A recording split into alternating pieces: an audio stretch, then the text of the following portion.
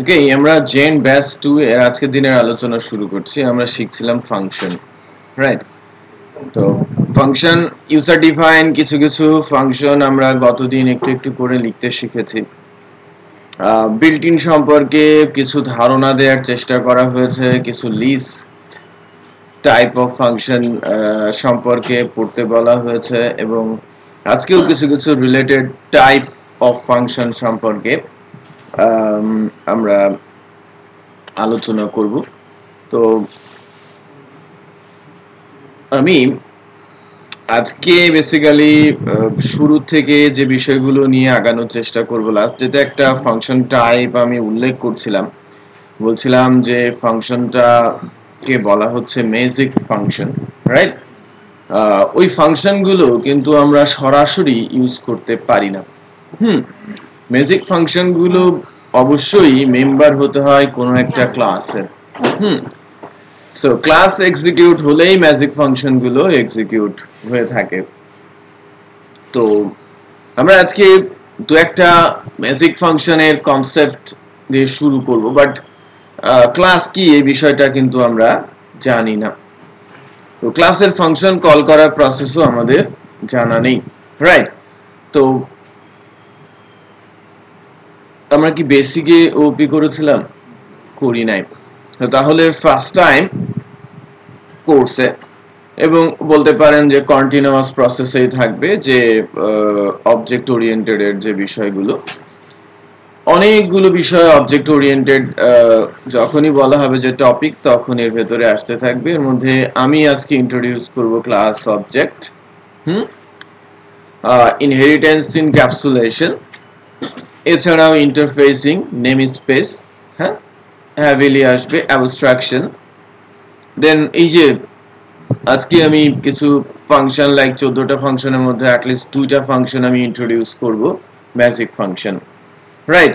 তাহলে আমি একটু মিক্সড আপ করার চেষ্টা করব আর কি আজকে, এবং সাথে সাথে ফাংশন আর কি অবজেক্ট ওরিয়েন্টেড প্রোগ্রামিং এর যে সিনট্যাক্স গুলো সেটা একটু একটু করে মিক্সড আপ করব, এবং এটা কন্টিনিউয়াস প্রসেসের মধ্যে থাকবে, এবং এটা বেশ কিছুদিনের আলোচনার ইস্যু, রাইট? সো ছোট ছোট অনেক ইস্যু সামনে আসবে আর কি। বেসিক পর্যায় থেকে একদম র থেকে শুরু করব আর কি, যা মানে কারো যদি কোনো কিছু নাও জানা থাকে সেক্ষেত্রেও প্রবলেম হওয়ার কথা না। মানে ব্যাকগ্রাউন্ডটা রেডি করতে করতে যাওয়ার চেষ্টা করব আমরা। বাট গতদিনের সিরিজ অফ ফাংশনের সাথে গতদিনের যে সিরিজটা আছে, মানে আমি যে কয়েকটা সিরিজের কথা বলেছি, এর মধ্যে সম্ভবত দুইটা সিরিজকে আমি স্পেসিফিক করে দিয়েছি যে এই দুইটা জায়গাতে স্টাডি করবেন, একটা হচ্ছে অ্যারে এবং আরেকটা ডেট। সুন্দর করে পড়াশোনা করতে হবে। ফাংশনের নাম, টাইপ, ফাংশনের নাম, প্যারামিটারস, রিটার্ন টাইপ এবং আউটপুট কি হতে পারে, হ্যাঁ, টেন্টেটিভ, যে লাইক আমি এ দিলে বি আসবে, ফর এক্সাম্পল আমি এ দিলে ট্রু আসবে, এক্সাম্পল, রাইট? আমি এ বলছি কি একটি string input parameter, right? Return করবে কি একটা boolean value, true. True false বা যে কোনো কিছুই আসতে পারে, বাট আমি যেন বুঝি যে কি যাচ্ছে, কি রিটার্ন করছে, রাইট? এবং রেজাল্ট আমাকে তো সে এক্সিকিউট করতে দেবে না, বাট কিছু কিছু প্যারামিটার সম্পর্কে আপনাদের ক্লিয়ার কনসেপ্ট থাকতে হবে। যে লাইক কিছুদিন আগের একটা এক্সামে তারা ওই ডেটের একটা লম্বা স্ট্রিং সেট করে দিয়েছে, বলে আউটপুট কত। তার মানে তারা এক্সপেক্ট করে যে আপনি ডেট রিলেটেড যে কমন প্যারামিটারস গুলো রয়েছে সেগুলো সম্পর্কে আপনি ধারণা রাখেন। আমি গতদিন কিন্তু অল্প কিছু দেখিয়েছি, তাই না? তার মানে D, M, Y, H, I, S এগুলো দেখিয়েছি, I, J, K, L, M, N, Z, অনেক কিছু আছে ওর মধ্যে। সো অ্যাটলিস্ট কিছু সম্পর্কে তো আমাদের ধারণা যেগুলো কমন তৈরি করতে হবে। সো পিএসপি ম্যানুয়ালটা মাস্ট, এখানে সুন্দর করে পিএসপি ম্যানুয়াল আমাদের পড়তে হবে। আমি আজকে আরেকটা সিরিজ অ্যাড করব, এবং আপাতত আজকের পরে আর ফাংশন সিরিজ আমি নেক্সট টিউসডেতে আবার অ্যাড করব, যাতে এই সময়টার মধ্যে আপনারা ফাংশনের এই নাম্বার অফ ফাংশন গুলো সম্পর্কে মোটামুটি ধারণা তৈরি করতে পারেন, अराउंड 100-120 ফাংশনস। আর আজকে অ্যাডেড যে সিরিজটা সেটা হচ্ছে স্ট্রিং ফাংশনস। ওকে, কিছু কলব্যাক ফাংশনস আছে, সেগুলো সম্পর্কেও ধারণা তৈরি করতে হবে। সো কল ব্যাকের অল্প কিছু ফাংশন আছে যে নিজেই নিজেকে কল করে, রাইট? সে ধরনের ফাংশন গুলো খুঁজে বের করা এবং সেগুলো স্টাডি, এবং string series, str word count, হ্যাঁ, str length, হ্যাঁ, এরকম নাম্বার অফ ফাংশনস রয়েছে স্ট্রিং সিরিজের। সেই ফাংশন গুলো একটু পড়াশোনা করতে হবে, কিছু কিছু এক্সাম্পল আপনারা পাবেন। এবং লাস্ট ডেতে যে এক্সামের ওয়েবসাইটটা দিয়েছি ওখানেও স্পেসিফিক কিন্তু করা থাকে যে এই পার্টের, ফাংশন পার্টের, সো ওখান থেকে পড়ার স্টাইলটা কেমন হবে, রাইট? যে আমি যখন ফাংশন পার্টে যাচ্ছি কি ধরনের কোশ্চিন হচ্ছে সেটা কিন্তু আমরা সেখান থেকে দেখতেও পাচ্ছি। তারপরেও নেক্সট পরীক্ষাটাতে আপনাদের ফাংশনের উপরে বিশেষ কিছু একটা এক্সাম আছে লাস্ট নেক্সট থার্সডেতে, তো এটা ফাংশনের উপরে এবং রিলেটেড রিলেভেন্ট। আমি স্ট্রিংটা ফাংশনে আনবো না, বাট আমি অ্যারে এবং ডেট কিন্তু পরীক্ষাতে নিয়ে আসবো। আজকে ওপের কিছু বেসিক,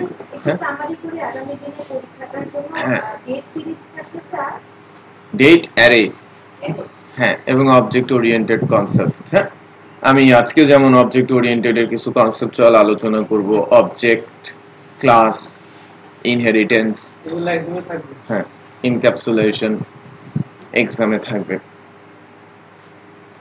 অ্যানাউন্স হচ্ছে আগামী রোববারের ক্লাস অফ থাকবে, গভর্নমেন্ট হলিডে, অফিস বন্ধ। হ্যাঁ, রোববারটা বন্ধ থাকবে, বাট বৃহস্পতিবারে ক্লাস যথারীতি হবে। পরীক্ষা এবং সলিউশন বৃহস্পতিবারটা।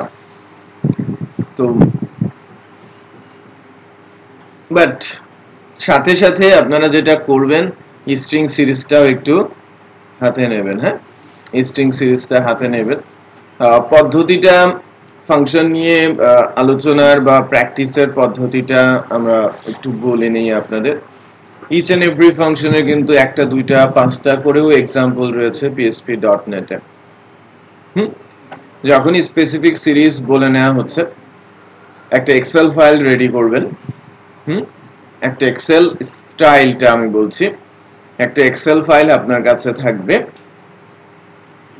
লাইক ফাইলটার নাম হচ্ছে ফাংশন। প্রথম sheet, type of function, sheet 1 like that, sheet 2 array. Sheet আছে না নিচে, শীট তৈরি করা যায়। হ্যাঁ, শীট 1 কি date, sheet 2 array, sheet 3 string. Okay, উপরে কি থাকবে, নাম্বার। হ্যাঁ, তারপরে ফাংশন নেম, ফাংশনের ডেফিনেশন, ওই উপরে ইন্ট্রোডাকশন থাকে, .NET ম্যানুয়ালে একটা ইন্ট্রোডাকশন থাকে, ওইটা পড়লে খুব সহজে ফাংশনটার কি কাজ খুব চট করে বোঝা যায়। ওখান থেকে কপি করে এনে এক্সেলের ওই কলামে রাখা। লাইক আমি একটা এক্সাম্পল দিচ্ছি,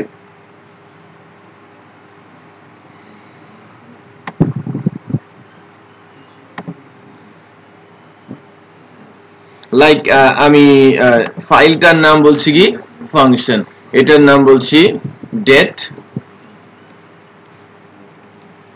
ফাংশন। আমি এখানে ফাংশনের নাম বলছি, দেখেন function name.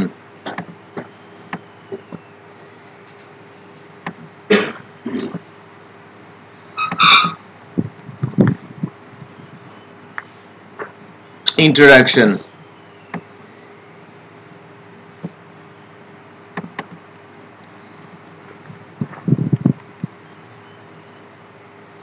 parameters,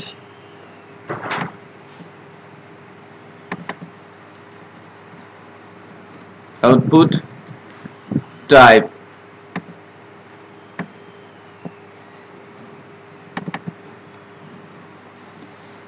URL,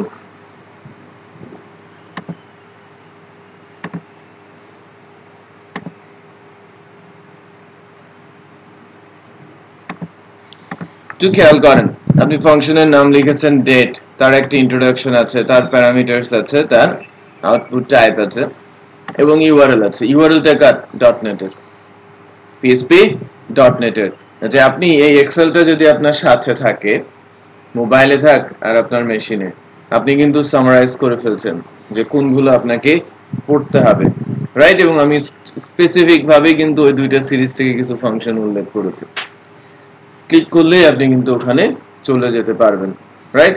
so যেমন আমি ডেট ফাংশন বলছি, আপনার অ্যারে ফাংশন, স্ট্রিং ফাংশন করে করে এরকম লিস্ট হবে, এবং গোছানো থাকবে যাতে আপনি খুব সহজে সেই জায়গায় যেতে পারেন।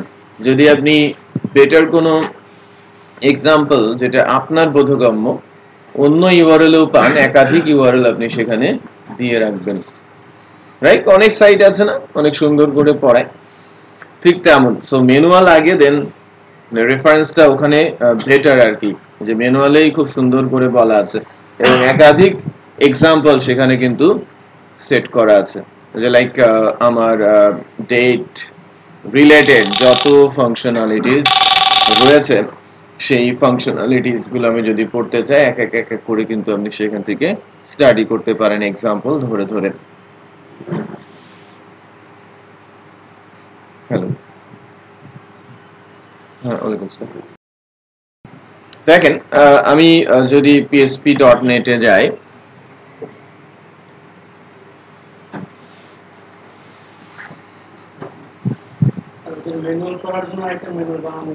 ওইটাই তো করতে বললাম, ম্যানুয়াল পড়ার জন্য আরেকটা ম্যানুয়ালই তো আমি বানাতে বললাম এক্সেলে, এজন্যই একটা সাইট দিছি ওরা পিএইচপি ম্যানুয়ালটাকে ডুপ্লিকেট করে ইয়াগুলো ছোট ছোট করে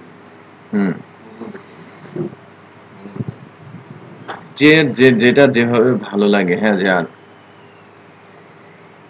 একটু খেয়াল করেন, এই যে ডেট রিলেটেড সবকিছু কিন্তু এখানে চলে আসছে একের পর এক।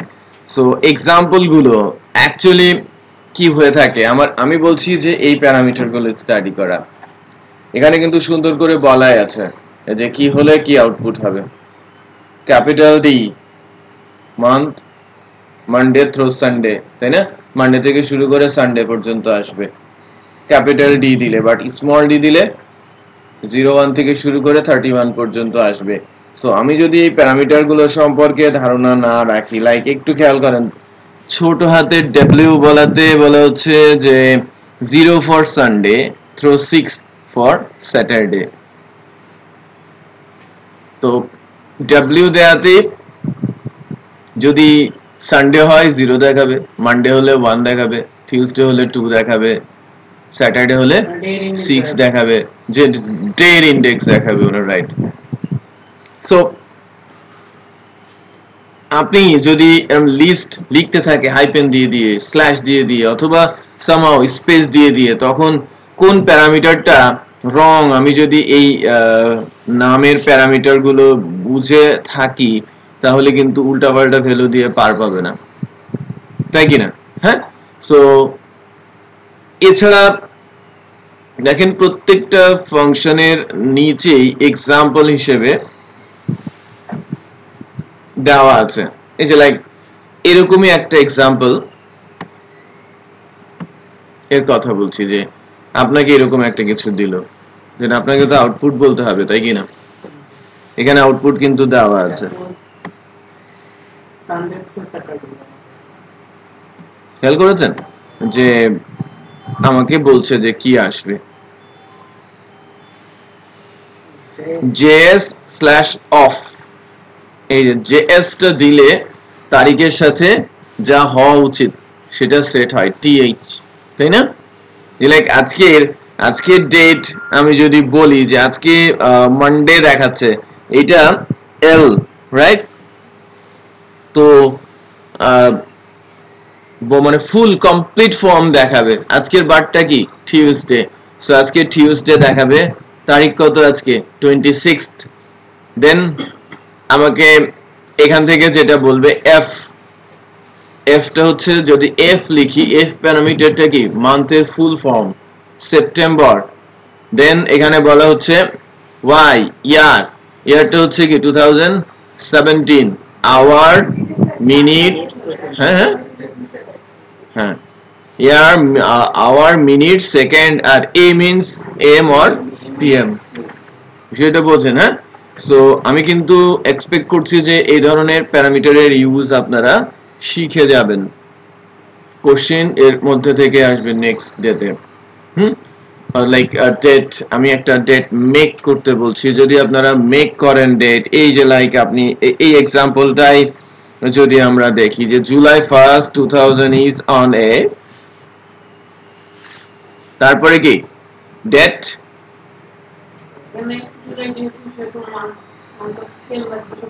হ্যাঁ তারপরে তারিখ এসে ডেট দিলো,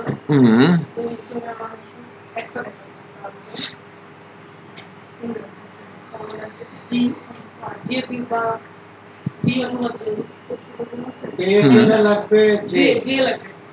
যে তারপর বড় ওয়াই লাগবে, তারপর যেহেতু জুলাই পুরোটা লেখা আছে জুলাই পুরোটা লেখা আছে এই ইউজ করতে হবে, স্যাটারডে পুরোটা লেখা আছে কি ইউজ করতে হবে, স্যাটারডে এল ইউজ করতে হবে।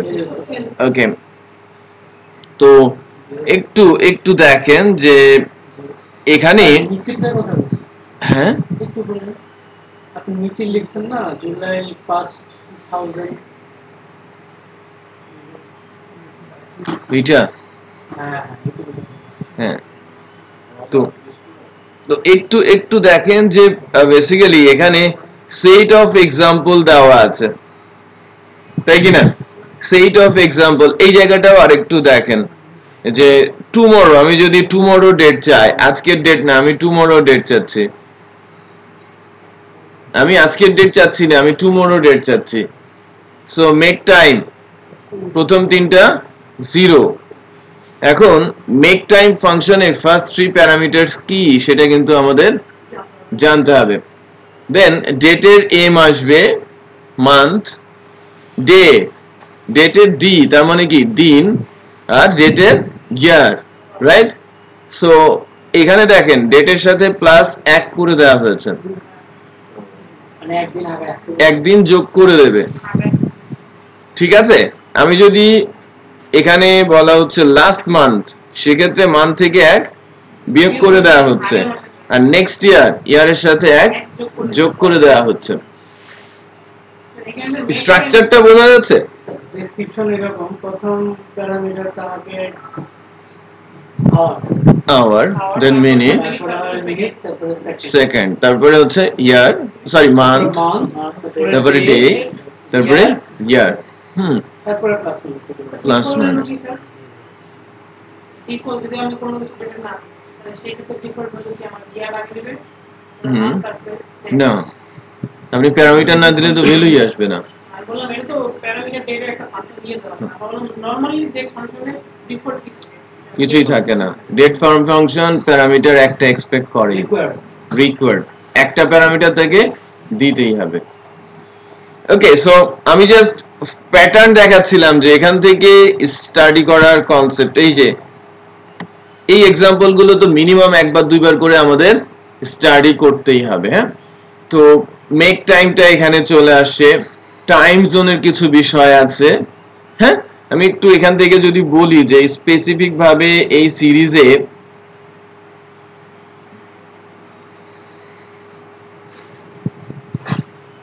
এই যে ডেট ইন্টারভাল, ডেট ডিফারেন্স, আপনাকে ডেটকে ডিফারেন্স করতে হতে পারে, ডেট সেট করতে হতে পারে, ডেট ক্রিয়েট করতে হতে পারে, ঠিক আছে? ডেটকে ফরম্যাট করতে হতে পারে, ডেট মডিফাই করতে হতে পারে।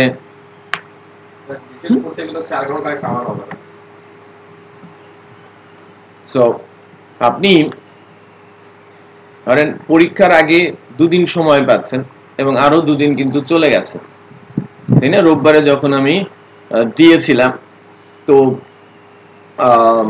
সেই ক্ষেত্রে আজকের টপিকটা থাকবে আর ডেটের টপিকটা থাকবে। আমি আর এটা বাদ দিচ্ছি, আরে পরীক্ষা পরের এক্সামে নিয়ে যাব। ওকে, বাট আমাকে কিন্তু মনে করে দেবেন যে এর উপরে পরীক্ষা হয় নাই, ডেট আর আজকেরটা। হ্যাঁ, ওপির বেসিক কনসেপ্ট, ফাংশনের বেসিক কনসেপ্ট তো আছে, বাট ফাংশন যে বিষয়গুলো আলোচনা হয়েছে এটা পরীক্ষার মধ্যে আসবে না, স্ট্রিংটা তারপরে।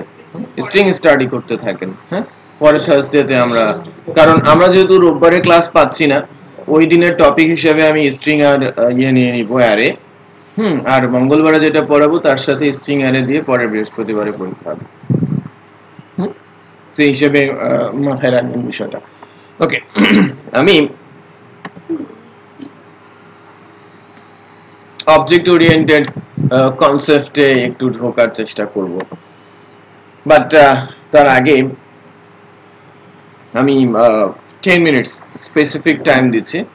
নোটপ্যাড অথবা ওয়ার্ডে 3টা কোশ্চেনের অ্যান্সার আপনারা নিজেরাই লিখবেন, বাংলাতে অথবা ইংলিশে। What is object, OP model, হ্যাঁ মানে ওপি বিষয়টা কি, what is object oriented programming, what is object and what is class, what is object oriented programming, মানে অবজেক্ট ওরিয়েন্টেড প্রোগ্রামিং বিষয়টা কি, and what is object and what is class. Okay, লিখে ফেলেন।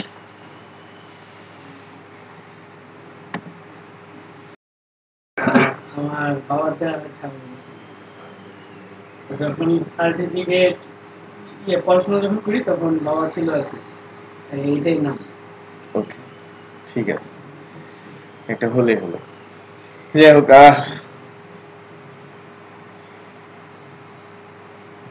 অনেকগুলো নাম আছে, অনেকগুলো নাম আছে। হ্যাঁ, আপনি আপনি শুরু থেকে তাহলে শুরু করি যে প্রথম যে কোশ্চেনটা ছিল অবজেক্ট ওরিয়েন্টেড, তাই না? যে অবজেক্ট ওরিয়েন্টেড প্রোগ্রামিং কি শিবলি বলবে, একটু বলেন।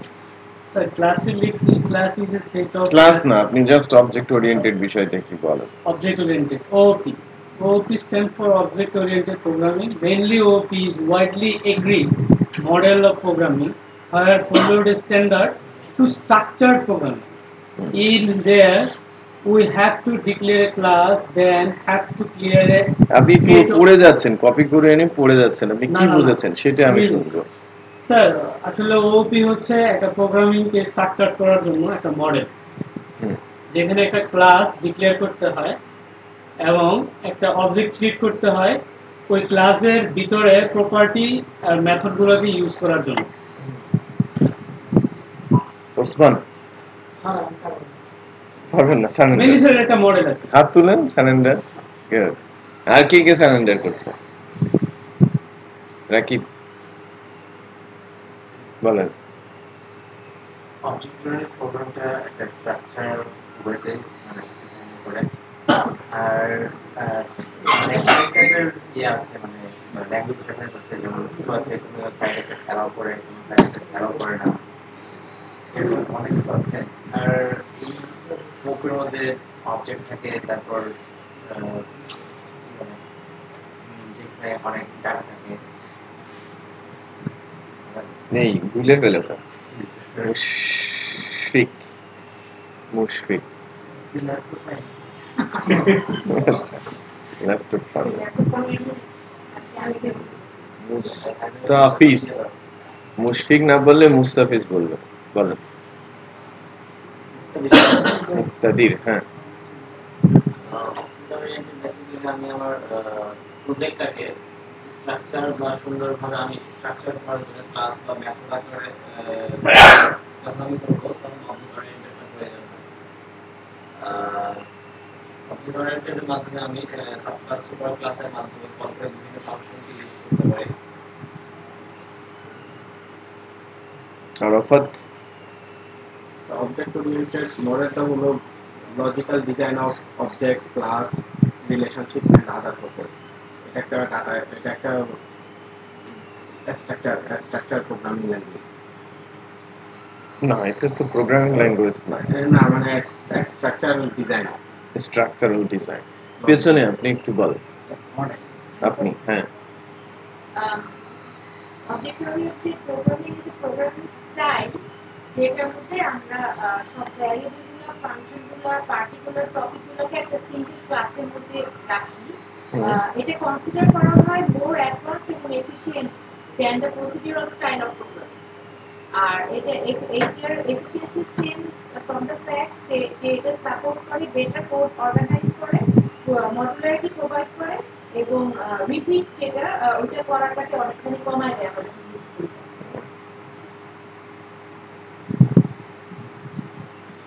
ওকে, জাকির। এখন আমরা একটা প্রোগ্রামিং ডাটা টাইপগুলো নির্ধারণ করে দেওয়া হয়, আর অপারেশনটাও কীভাবে সেটা নির্ধারণ করে দেওয়া হয়। ওকে,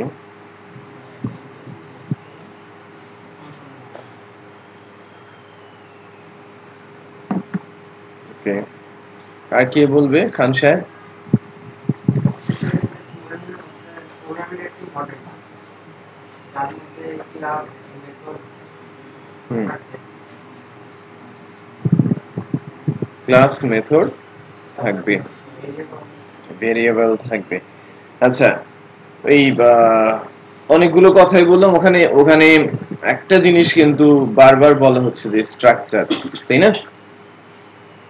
প্রোগ্রামিং ল্যাঙ্গুয়েজ এবং সাথে সাথে প্রজেক্টের কথাও কিন্তু উঠে আসে।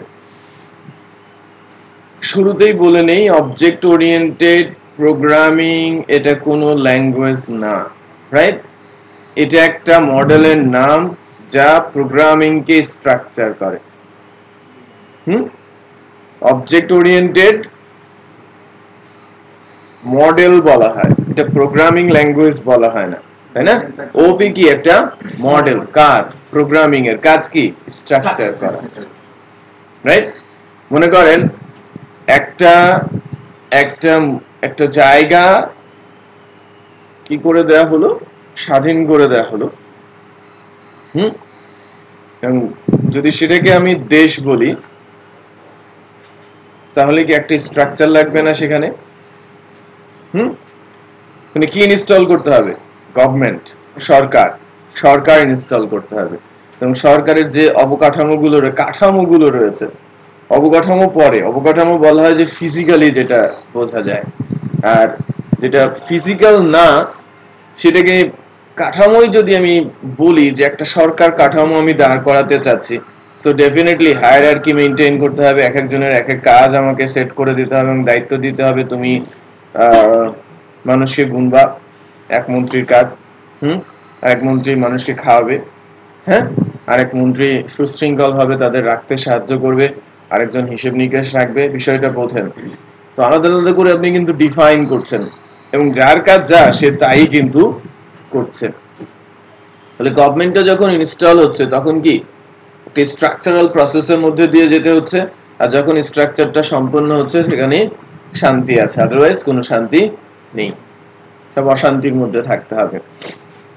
আপনি একটু চিন্তা করেন যে আপনারা ম্যাক্সিমাম তো মেসে থাকে স্টুডেন্ট, সো মেসে যখন থাকছেন ওখানকার যে আপনার রুমের অবস্থাটা আর বাড়িতে যখন থাকছেন আপনার রুমের অবস্থাটা একরকম কিনা?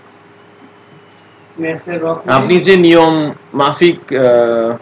নিয়ম মাফিক মেসে চলেন, বাসায় ওই নিয়মে চলেন কিনা, তাই না? সো স্ট্রাকচার, স্টাইল অনেক কিছুই কিন্তু ডিফাইন করে। ওপির কাজ হচ্ছে এলোমেলো বিষয়গুলোকে স্ট্রাকচারাল প্রসেসে দাঁড় করানো। সেটা অ্যাকচুয়ালি একটা মডেলের নাম। বলতে পারেন যে সকল প্রোগ্রামিং ল্যাঙ্গুয়েজ যারা স্ট্রাকচার্ড না, স্ট্রাকচার্ড প্রোগ্রামিং ল্যাঙ্গুয়েজ জাভা আর C++, এর বাইরে সবাইকে আনস্ট্রাকচার্ড। এবং সেখানে ওই ল্যাঙ্গুয়েজগুলো দিয়ে যদি কোনো কিছু আমি বানাতে চাই, স্ট্রাকচার না করে সামনে আগানোটা টোটালি কি বোকামির কাজ। আর যদি আমি এগিয়েও যাই আমি ফেল করব, এটা ফর শিওর, রাইট? এলোমেলো পরিস্থিতি তৈরি হবে, একসময় আমি পেছনে ফেরত আসবো। হয়তো আমাকে পেছনে ফেরত এসে নতুন করে বানাতে হবে, নতুন উদ্যমে বানাতে হবে, আর যদি কারো সে ধরনের স্পিরিট না থাকে সে হারিয়ে যাবে, right? So structural programming language বলতে আমরা চিনি জাভা আর C++ কে। আদার্স যত প্রোগ্রামিং ল্যাঙ্গুয়েজ আছে সেগুলোকে স্ট্রাকচার করার জন্য এই মডেলটাই ইমপ্লিমেন্ট করা হয়ে থাকে, যার নাম কি অবজেক্ট ওরিয়েন্টেড মডেল। সো এক কথায় বলতে পারি অবজেক্ট ওরিয়েন্টেড প্রোগ্রামিং মডেল যার কাজ ল্যাঙ্গুয়েজ ইমপ্লিমেন্টেশনটাকে স্ট্রাকচার করা। ল্যাঙ্গুয়েজকে স্ট্রাকচার করে না সে, কারণ ল্যাঙ্গুয়েজকে স্ট্রাকচার করলে তো সবাই এতদিন স্ট্রাকচার হয়ে যেত, তাই না? একবার ইউজ করলাম আমার ল্যাঙ্গুয়েজ স্ট্রাকচার হয়ে গেল। সো ল্যাঙ্গুয়েজ দিয়ে যখন আমি কোনো অ্যাপ্লিকেশন ডেভেলপ করতে চাই, প্রজেক্ট বানাতে চাই, তখন সেটাকে স্ট্রাকচারাল পদ্ধতিতে বানাতে সাহায্য করে। সেম, হ্যাঁ, আপনি যে ল্যাঙ্গুয়েজেই যান না কেন এই ওপি সেখানে ইমপ্লিমেন্ট করা হয় স্ট্রাকচার করার জন্য, অবজেক্ট ওরিয়েন্টেড প্রোগ্রামিং। ক্লিয়ার? তো পিএসপি এর বয়স 20 বছর। প্রথম 2 বছর ছিল সে পার্সোনাল হোম পেজ, তার পরের 18 বছর হচ্ছে হাইপারটেক্সট প্রি প্রসেসর।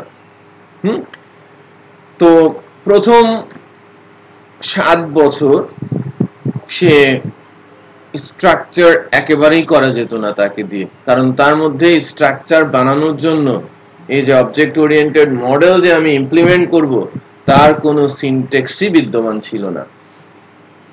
পিএসপি তে 2005 পর্যন্ত অবজেক্ট ওরিয়েন্টেড মডেল ইমপ্লিমেন্ট করার জন্য অবজেক্ট ওরিয়েন্টেড এর যে প্রোগ্রামিং সিনট্যাক্স সেই সিনট্যাক্সই ছিল না। পিএসপি 5 যখন 2005 এ রিলিজ হয় সেখানে অবজেক্ট ওরিয়েন্টেড এর যে syntax, class, object, inheritance, encapsulation, namespace, interface, abstraction, এগুলো সব যুক্ত করা হয়। ওকে, হিস্ট্রি বলছে। বাট অবজেক্ট ওরিয়েন্টেড মডেল বহু পুরনো। হ্যাঁ, এটাকে কমপ্লিট করার জন্য বা ইন্ট্রোডিউস করার জন্য আপনি সাধুবাদ দিতে পারেন মাইক্রোসফটকে। 80 দশকের গোড়ার দিকে তারা যখন .NET প্ল্যাটফর্ম রেডি করে তখন তারা অবজেক্ট ওরিয়েন্টেড কনসেপ্টটা নিয়ে আসে হ্যাভিলি। এর আগেও কম বেশি ইউজ হয়েছে, but programming A heavily use করার জন্য মাইক্রোসফট প্রথমে এটার উদ্যোগ নেয় এবং C++ ল্যাঙ্গুয়েজটাকে তারা অলমোস্ট স্ট্রাকচারাল প্রসেসের দিকে নিয়ে আসে। পরবর্তীতে ওরাকল অবজেক্ট ওরিয়েন্টেড মডেলটা নিয়ে কাজ শুরু করে এবং এটাকে কমপ্লিট করে 1989 এ ওরাকল ডেটাবেসকে অবজেক্ট ওরিয়েন্টেড করার মাধ্যমে। সো ডেটাবেস সার্ভারগুলোর মধ্যে ওরাকলই কি completely object oriented structure follow করে। এবং জাভা যখন ওরাকলের কাছে সেল হয় অথবা ওরাকল যখন জাভাকে কিনে নেয় তখন তারা জাভাকেও অবজেক্ট ওরিয়েন্টেড বা স্ট্রাকচারাল পদ্ধতিতে প্রোগ্রামিং করার যে মেথডটা সেটা অ্যাপ্লাই করে দেয়। তার মানে কি জাভাও তারা অবজেক্ট ওরিয়েন্টেড বা ফুললি স্ট্রাকচারাল প্রোগ্রামিং ল্যাঙ্গুয়েজ হিসেবে ডেভেলপ করে ওরাকল অর্গানাইজেশন বা কোম্পানি। পিএসপি কে fully object oriented programming language যদি বলা হয় তাহলে আস্তে আস্তে করে সে ম্যাচুরিটি পেয়েছে, একবারে তার ম্যাচুরিটি আসে নাই। প্রথমের দিকে সে অবজেক্ট ওরিয়েন্টেড সিনট্যাক্সই সাপোর্ট করতো না, 5 এর পর থেকে সে সাপোর্ট করা শুরু করে 2005 এ। 5 আসে 2005 এ। আর পিএসপি কে স্ট্রাকচারড করার জন্য এই সিনট্যাক্স গুলো যখন সে তার ব্রেনে নেয়, অবজেক্ট ওরিয়েন্টেড এর যে সিনট্যাক্স 2005 এ নেওয়ার সাথে সাথেই পিএসপি ল্যাঙ্গুয়েজকে স্ট্রাকচারড করার জন্য বেশ কিছু ফ্রেমওয়ার্ক ইন্ট্রোডিউসড হয়। ফ্রেমওয়ার্ক গুলো ওই সময়কার ফ্রেমওয়ার্ক হচ্ছে জেন্ড পিএসপি ফ্রেমওয়ার্ক। আপনারা যে সার্টিফিকেশনটা করছেন ওই সময় পিএসপি এই জেন্ড অর্গানাইজেশনই ফার্স্ট পিএসপি কে স্ট্রাকচার করার জন্য জেন্ড পিএসপি ফ্রেমওয়ার্ক নামে একটা ফ্রেমওয়ার্ক ইন্ট্রোডিউস করে, যা এখনো of the most powerful secure framework. But এর লিমিটেশন হচ্ছে স্লোয়ার দেন আদার পিএসপি ফ্রেমওয়ার্ক। পপুলারিটির দিক থেকে সে পেছনে আছে, কারণ কি বেশ ভারী এবং কাইন্ড অফ বলা যেতে পারে যে পিএসপির এই ফ্রেমওয়ার্ক পিএসপি কে একটা ডিফারেন্ট জায়গায় নিয়ে গেছে, যে লাইক জাভা প্রোগ্রামিং কনসেপ্টের দিকে। মানে জাভার যেরকম হম্বিতম্বি ভাব সেই ভাবে জেন্ডের মধ্যে প্রোগ্রামিং কনসেপ্টটা ইন্ট্রোডিউস, এই কারণে অনেকে এটাকে ইউজ করতে ভয় পায়। পিএসপি অনেক ইজি এবং ইউজার ফ্রেন্ডলি ল্যাঙ্গুয়েজ, ওই ফ্রেমওয়ার্কটা কিছুটা ইউজার ফ্রেন্ডলিনেস থেকে সরে আসার কারণে পপুলারিটির দিক থেকেও পেছনে আছে। আমি কোড লিখবো, কোড জেনারেট করব, খুব দ্রুত কাজ হয়ে যাবে, এই কনসেপ্ট থেকে ল্যারাভেল কিন্তু এখন উঠে আসছে, যদিও সেটা মানে খুব নবিশ টাইপের ফ্রেমওয়ার্ক বলা হয়, জুনিয়র লেভেলের ফ্রেমওয়ার্ক বা বয়সের দিক থেকে কম এ ধরনের ফ্রেমওয়ার্কের কথা বলা হয়। ল্যারাভেল 2012 আসছে, যার বয়স মাত্র 5। আর ওই 12 বছর বয়স বা 5-এর পরে যে ফ্রেমওয়ার্ক গুলো আসে, এর মধ্যে Zend PHP framework, CodeIgniter framework, CakePHP framework অন্যতম, রাইট? যা পিএসপি কে স্ট্রাকচার করেছে আর কি। প্রোগ্রামিং করার জন্য যদি আপনি পিএসপি তে স্ট্রাকচারার পদ্ধতিতে কোনো প্রজেক্ট ডেভেলপ করতে চান, তাহলে আপনাকে ফ্রেমওয়ার্কের আন্ডারে গিয়ে ডেভেলপ করতে হবে। আর পিএসপি দিয়ে যদি আপনি প্রজেক্টকে স্ট্রাকচার করতে চান উইদাউট এনি ফ্রেমওয়ার্ক, সেক্ষেত্রে আপনাকে এই অবজেক্ট ওরিয়েন্টেড মডেল ইমপ্লিমেন্ট করতে হবে। পার্থক্য কি? ওই স্ট্রাকচারটা স্ট্যান্ডার্ড হিসেবে গণ্য করা হয়, আর আমরা যে অবজেক্ট ওরিয়েন্টেড মডেল অ্যাপ্লাই করব সেটার জন্য নির্দিষ্ট কোনো স্ট্যান্ডার্ড উল্লেখ থাকবে না। আমি অবজেক্ট ওরিয়েন্টেড মডেল যখন ইমপ্লিমেন্ট করছি, এটা আমার স্টাইলে, অন্যজন অন্যজনের স্টাইলেই যাবে। স্টাইল কি? সিনট্যাক্স সেম ভাবে ইউজ করছে, বাট এক একজন এক এক ভাবে নেমিং কনভেনশনে যাচ্ছে, প্রোগ্রামিং স্টাইলে যাচ্ছে। ফ্রেমওয়ার্ক সেটাকে স্ট্রিক্ট করে ফেলেছে। পার্থক্য শুধু একজন নির্দিষ্ট কোনো স্ট্রাকচার দিচ্ছে না, আরেকজন নির্দিষ্ট স্ট্রাকচার দিচ্ছে, রাইট? ফ্রেমওয়ার্ক গুলোই অবজেক্ট ওরিয়েন্টেড মডেল ইমপ্লিমেন্ট না করলে ফ্রেমওয়ার্ক বানানো সম্ভব ছিল না। তার মানে ওখানেও কি পুরোপুরি অবজেক্ট ওরিয়েন্টেড মডেল ইমপ্লিমেন্ট করা আছে।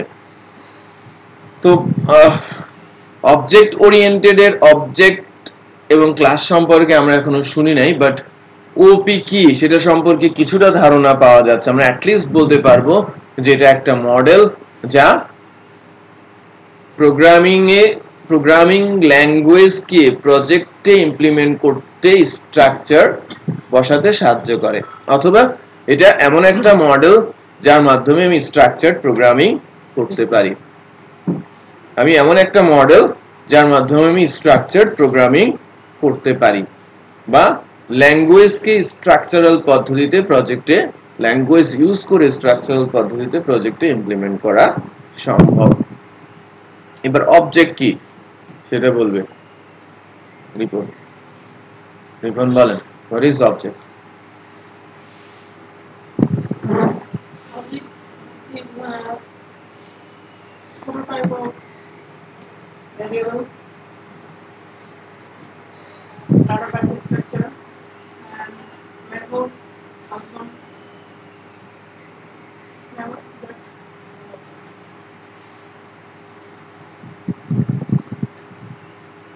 আরেকটু বলেন, আরেকটু ক্লিয়ার করে বলেন। explanation. আচ্ছা, এটা লিখেছিলেন?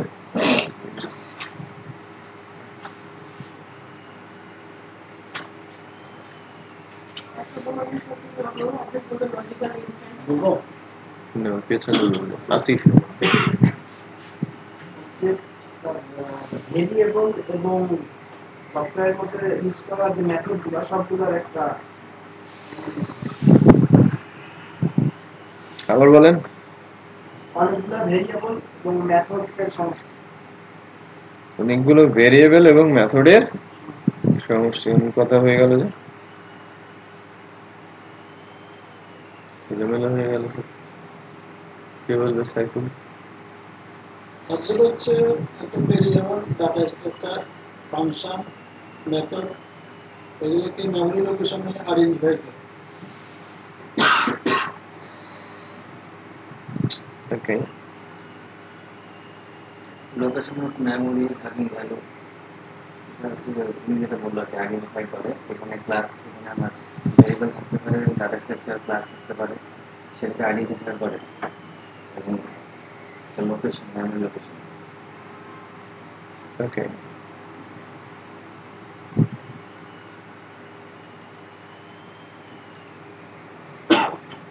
আপনি বলেন ক্লাস। আমি অবজেক্টের সংজ্ঞা দিব, কেউ পারফেক্টলি সেটা দিতে পারে না। Class is a set of method and properties. Set of method and Properties. properties. Object গুলো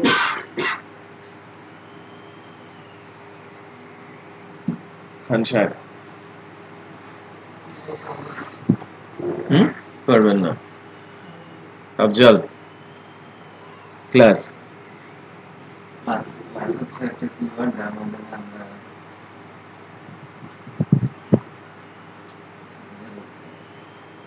বুঝাই বলতে পারতেছেন না।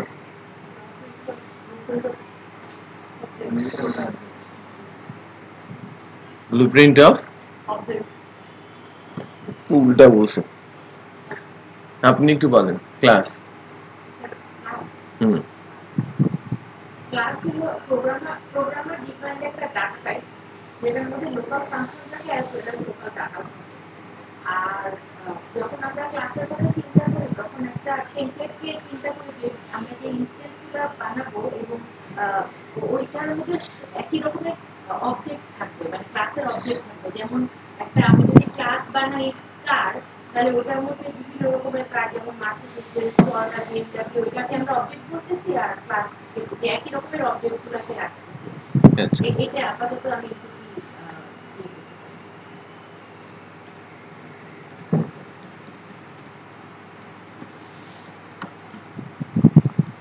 কাছাকাছি গেছেন। ক্লাস কি, ক্লাসের মধ্যে কি আছে সেটা আমরা বলবো, এবং এটা কি করে সেটাও কিন্তু একটু বলা দরকার যে what is class. Class logical template of a project, কোন একটা প্রজেক্টের logical template which hold number of methods and properties. আমি যদি এই সংজ্ঞাটুকু দিতে পারি তাহলে আপনি ক্লাসকে ডিফাইন করতে পারেন। ক্লাস কি, what is class? Logical template of a project which hold number of methods and properties. Logical template বলা হচ্ছে, চোখে দেখা যাবে না। লজিক্যাল কোনো কিছু কি চোখে দেখা যায়? বুদ্ধি কি চোখে দেখা যায়? বুদ্ধি কিন্তু চোখে দেখা যায় না, রাইট? সো লজিক্যাল টেমপ্লেট, প্রজেক্টের লজিক্যাল টেমপ্লেট যেখানে থাকবে number of methods and properties. Method বলতে বোঝাচ্ছি ফাংশনের definition, property variable, object, array, এগুলোকে সবগুলোকে আমরা কি বলে থাকি? প্রপার্টি। আমি বলছিলাম যে আমি সরকার বানাবো, তো সরকারের এই যে মন্ত্রী আমি বানাচ্ছিলাম, এক একটা করে কি লজিক্যাল টেমপ্লেট। এক একজনের কাজ এক এক রকম না, সে তার কাজগুলো তার ভেতরে সম্পাদন করবে। অর্থমন্ত্রী অর্থমন্ত্রীর জায়গায়, হ্যাঁ, স্বরাষ্ট্রমন্ত্রী স্বরাষ্ট্রমন্ত্রীর জায়গায়, এবং সবাইকে তদারকি করবে এবং নিজেও কিছু কাজ করবে প্রধানমন্ত্রী, তাই কিনা? হ্যাঁ, টোটালটাই কিন্তু আমি বলবো কি গভর্নমেন্ট, যেটা বেসিক্যালি আমার প্রজেক্ট ছিল। আমার কাজ ছিল যে তুমি একটা প্রজেক্ট বানাও। টোটালটাকে আমি ওপি বলবো না, ওর সাহায্য নিয়েই আমি বানিয়েছি, বাট আমি আলটিমেটলি বানাচ্ছি কি একটা প্রজেক্ট। আমি আলাদা আলাদা অংশ বলছিলাম, এবং প্রত্যেককে যদি আমি বলি যে আমার মিনিস্টার অর্থ মন্ত্রণালয়ের যদি এক জায়গায় সব কাজ করতে বলি, সেখানেও ভজঘট বেঁধে যাবে। আর সে যদি, তাকে যদি আমি মেইন ধরে তার আশপাশের উইং গুলোকে ডেভেলপ করতে থাকি, তখন তার আন্ডারে সেগুলোকে আমি সাব ক্লাস বলবো, তাই না? সো মন্ত্রণালয়ের কিন্তু কিছু ডিভিশনস থাকে, লাইক এই মন্ত্রণালয় যখন একদম নিচ পর্যন্ত কাজ করবে তখন ছোট ছোট অংশে ভাগ হয়ে যায়, তারপরে আস্তে আস্তে করে উঠে আসে একদম মন্ত্রণালয় পর্যন্ত। বা যখনই মনে করেন যে, যদি আমি স্থানীয় সরকারের যেটা চাক্ষুষ এটাই বলি, হ্যাঁ, স্থানীয় সরকার যেটা, সেটা জনপ্রতিনিধিদের নিয়ে হয়। আর অর্থ মন্ত্রণালয়ের যে হিসেব নিকেশ গুলো, তখন কিন্তু সরকারি গ্যাজেটেড অফিসাররাই কিন্তু মূল অ্যাকশন রোল প্লে করে। একটা মাত্র পার্সন যে শুধু রাজনৈতিক পার্সন হয়, মন্ত্রী মহোদয়, বাকিরা সবাই কিন্তু প্রশাসনিক। বাট যদি আমি বলি যে এটা স্থানীয় সরকার মন্ত্রণালয়, এলজিইডি বলা হয় না, তখন কিন্তু ম্যাক্সিমামই কি জনপ্রতিনিধি, জনগণের ভোটে নির্বাচিত যারা, ওই স্ট্রাকচারটা কিন্তু ওখান থেকে আসে। তো আবার প্রশাসনিকের মধ্যে যদি আমি বলি যে স্বরাষ্ট্র মন্ত্রণালয় কিন্তু বেশ কিছু উইং রয়েছে। এটা কিন্তু সহজেই অনুমেয় যে স্বরাষ্ট্রমন্ত্রীর তত্ত্বাবধানে কিন্তু আমার ওই পুলিশ, বিডিআর, সেনাবাহিনী, ওটা প্রতিরক্ষা, সেনাবাহিনী কিন্তু আবার প্রতিরক্ষা মন্ত্রণালয়ের আন্ডারে। সো এরকম বেশ কিছু কিন্তু ভাগ থাকে। তাহলে কি সবাই কি এক জায়গায় এটাকে জগা খিচুড়ি করবো, নাকি এটাকে আলাদা আলাদা করব? কেউ এটাকে সুপারভাইজ করবে, আছে না নিয়ম কানুন? যদি আমি বলি যে স্বরাষ্ট্র মন্ত্রণালয়ের যদি দুইটা পার্ট থাকে, যে দুইটা টিমকে সে কি করবে, দেশের শান্তি বজায় রাখার জন্য দুইটা স্পেসিফিক টিমকে কাজে লাগাবে, একটা হচ্ছে বর্ডার এবং লোকাল কোনো কাজের জন্য বিজিবি বাংলাদেশের পার্সপেক্টিভে, আর পুলিশ।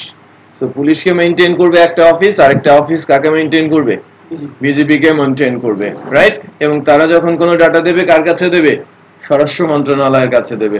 স্বরাষ্ট্র মন্ত্রণালয় কার কাছে পৌঁছবে, সরকারের কাছে পৌঁছবে। সরকার মানে কি, তারাই তো, বাট উচ্চ পর্যায়ে মন্ত্রী পরিষদে আলোচনা হবে, প্রধানমন্ত্রী ডিসিশন নেবে, বা আরো অনেক কিছু, যেটা বোঝেন। তার মানে কি, এদের ভেতরেও অনেক ক্লাস সাব ক্লাস থাকতে পারে। সো মেইন ক্লাসকে সুপার ক্লাস, আর তার নিচের ক্লাসগুলোকে সাব ক্লাস বা চাইল্ড ক্লাস বলা হয়ে থাকে। আমি যদি স্ট্রাকচার করতে যাই, অনেক অংশে ভাগ করে ফেলা সম্ভব।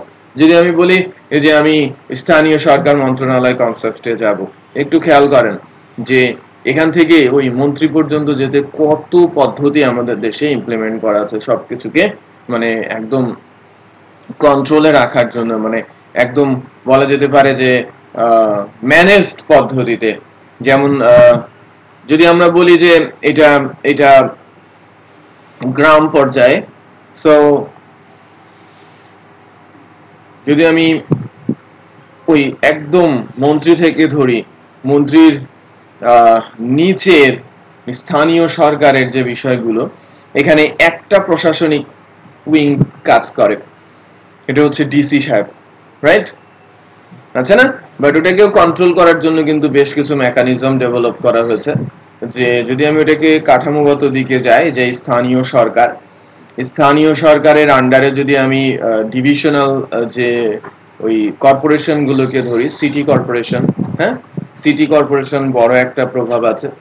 আবার ওখান থেকে নর্মালি যেটা হয় যে ডিভিশনের যে ডিসি বলা হয়, ওনার হাত ধরে নিচের দিকে চলে আসে যে পৌরসভা, হ্যাঁ, দেন উপজেলা, তাই না? মানে জেলা, উপজেলা, আবার জেলাতে কি থাকে, পৌরসভা থাকে। উপজেলা যদি ইউনিয়ন হয় সেখানে পৌরসভা থাকে। পৌরসভার মধ্যে কি থাকে, চেয়ারম্যান থাকে। চেয়ারম্যানের নিচে প্যানেলের চেয়ারম্যান থাকে। তারপরে ওই মেম্বার সাহেব থাকেন, রাইট? সো গ্রাম সহকারী থাকে, সো গ্রাম সরকার, এরকম অনেক কিছু থাকে। সো আপনি কিন্তু বিশাল একটা স্ট্রাকচার সেখান থেকে পাচ্ছেন, এবং প্রত্যেকেরই কাজের কিন্তু আলাদা আলাদা কলিবার আছে না? তো এটাকে যদি আপনি অবজেক্ট ওরিয়েন্টেড মডেলে দাঁড় করাতে যান, আপনার রুটে থাকবে মিনিস্ট্রি, হ্যাঁ, স্থানীয় সরকার মন্ত্রণালয়, তাকে যদি আমি ভাগ ভাগ করতে থাকি, তো আলটিমেটলি সবার নিচে এসে দাঁড়াবে কে, মেম্বার। হ্যাঁ, মেম্বার কিন্তু যদি আমি বলি এটা একটা মফস্বল, সেখানেও একজন মেম্বার কিন্তু মোটামুটি সবাইকে চিনে, বা যদি সে চেনার চেষ্টা করে। শহরে পসিবল না, বাট মফস্বল গ্রামে সেটা কিন্তু পসিবল, তারা একদম জনগণের কাছাকাছি, সেটা বলতে পারছি। এবং এমন ভাবে মডেলটা ডেভেলপ করা হয়েছে, যেমন 9 জন লোককে ম্যানেজ করতে পারে কিন্তু একজন চেয়ারম্যান, রাইট? আর একটা উপজেলার যদি আমি বলি, একটা উপজেলাতে এরকম কয়েকটা চেয়ারম্যান হয়তো থাকে, 9-10 জন করেই থাকে, তাহলে উপজেলার চেয়ারম্যান তাকে ম্যানেজ করতে পারে, বা সামথিং একটা মেকানিজম কিন্তু ডেভেলপ করা আছে এবং স্ট্রাকচার। যদি কোনো একটা চিঠি মেম্বার পর্যন্ত পৌঁছাতে হয় মন্ত্রণালয় থেকে, ওই রাস্তা ধরেই তো আসবে, সেটা খেয়াল করেন। আবার এখান থেকে গেলেও একই রাস্তা ধরেই যাবে, সো মিস হওয়ার সম্ভাবনা খুব কম, কারণ নোড অনেক বেশি। আচ্ছা, এবং এটাকে বলা হয় সিকিউর এবং স্ট্রং প্রসেস। যত বেশি সেগমেন্ট থাকবে তত বেশি ওই স্ট্রাকচারটা কি হবে, স্ট্রং হবে, সবচেয়ে ক্ষুদ্র অংশে ঢুকে যাওয়া সম্ভব হবে, রিইউজ করাটাও সেখানে অনেক বেশি ইজি। মানে কোনো কাজকে যদি আপনি বেশি ছোট ছোট অংশে ভাগ করে ফেলেন, সেই কাজকে আপনি বেশি বেশি রিইউজ করতে পারবেন। এই কারণে কি মানে স্ট্রাকচার ডেফিনেটলি কিছুটা হয়। খেয়াল করেন যে আমাকে যদি বলা হয় যে এই ক্লাসরুম বানাও, হ্যাঁ, এই ক্লাসরুমটা আমাকে ডেভেলপ করতে দেয়া হচ্ছে, তো সেই ক্ষেত্রে আমাকে প্রথমে চিন্তা করতে হবে যে এই ক্লাসরুমকে আমি কয়টা মডিউলে ভাগ করতে পারি, কয়টা আলাদা আলাদা অংশে ভাগ করতে পারি। যদি দ্রুত গতিতে বানাতে হয়, ওই লেভেলের এক্সপার্ট গুলোকে আমি যেন এখানে সেট করতে পারি। ডিসিশন মেকিংটা সবচেয়ে ইম্পর্টেন্ট, যেগুলো করে থাকে কি অ্যানালিস্ট, প্রোগ্রামার বা প্রজেক্ট ম্যানেজার। সে যদি অ্যানালাইসিসে ভুল করে তাহলে কাজে লস হওয়ার সম্ভাবনাই বেশি থাকে, তাকে কিন্তু বেশি স্যালারি দিয়ে রাখা হয় যাতে সে ডিসিশন ভুল না করে, ঠিক না? তো খেয়াল করেন যে আমি এই ক্লাসরুমটা বানাতে বলেছি, ক্লাসরুমে এই ক্লাসরুমটা বানাতে কি কি লাগবে সেটা আমাকে আগে ফাইন্ডিংসে আসতে হবে। আমাকে একদম ভিজুয়াল মোডে নিতে হবে যে আমি ক্লাসরুম আমি যে বানাবো এই ক্লাসরুমের মধ্যে কি কি আছে। আমি যে তার কাছ থেকে একটা ছবি চাইতে পারি যে তুমি আমাকে ছবি দাও, তুমি যে ক্লাসরুম বানাবে এক্সাম্পল একটা ক্লাসরুমের ছবি আমাকে দাও। কার কাছ থেকে চাইবো? কাস্টমারের কাছ থেকে, তাই কিনা?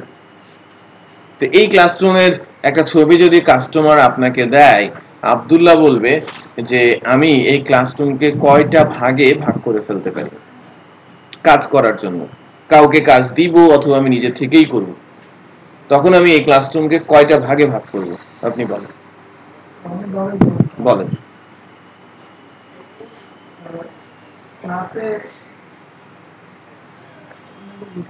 মনে করেন আপনাকে আমি এই রুমটা বানাতে দিলাম, একদম ফাঁকা স্পেস দিয়ে দিয়েছে, এবং আপনি ক্লাসরুম কমপ্লিট ক্লাসরুম বানিয়ে বলবেন যে হয়ে গেছে, আমরা এসে ক্লাস করব।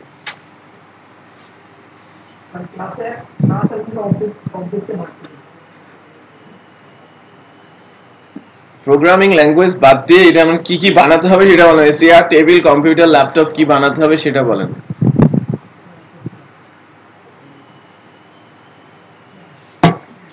আসিফ বলেন। আব্দুল্লাহ ফেল।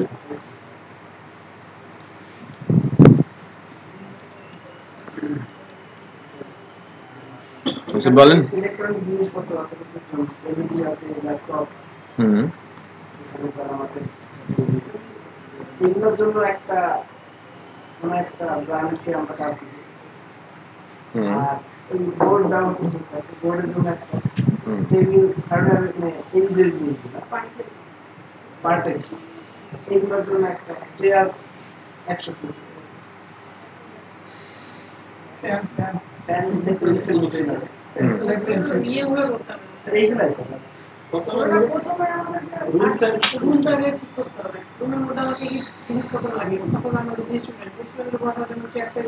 আমি ছবি দিয়ে দিয়েছি আপনাকে, আর মানে ওই মেজার করতে হবে না কি কি লাগবে, আমি দেখে দেখেই বলে ফেলবো, ভাগ করে ফেলবো যে আমার এই ক্লাসরুম বানাতে এই জিনিসগুলো লাগবে।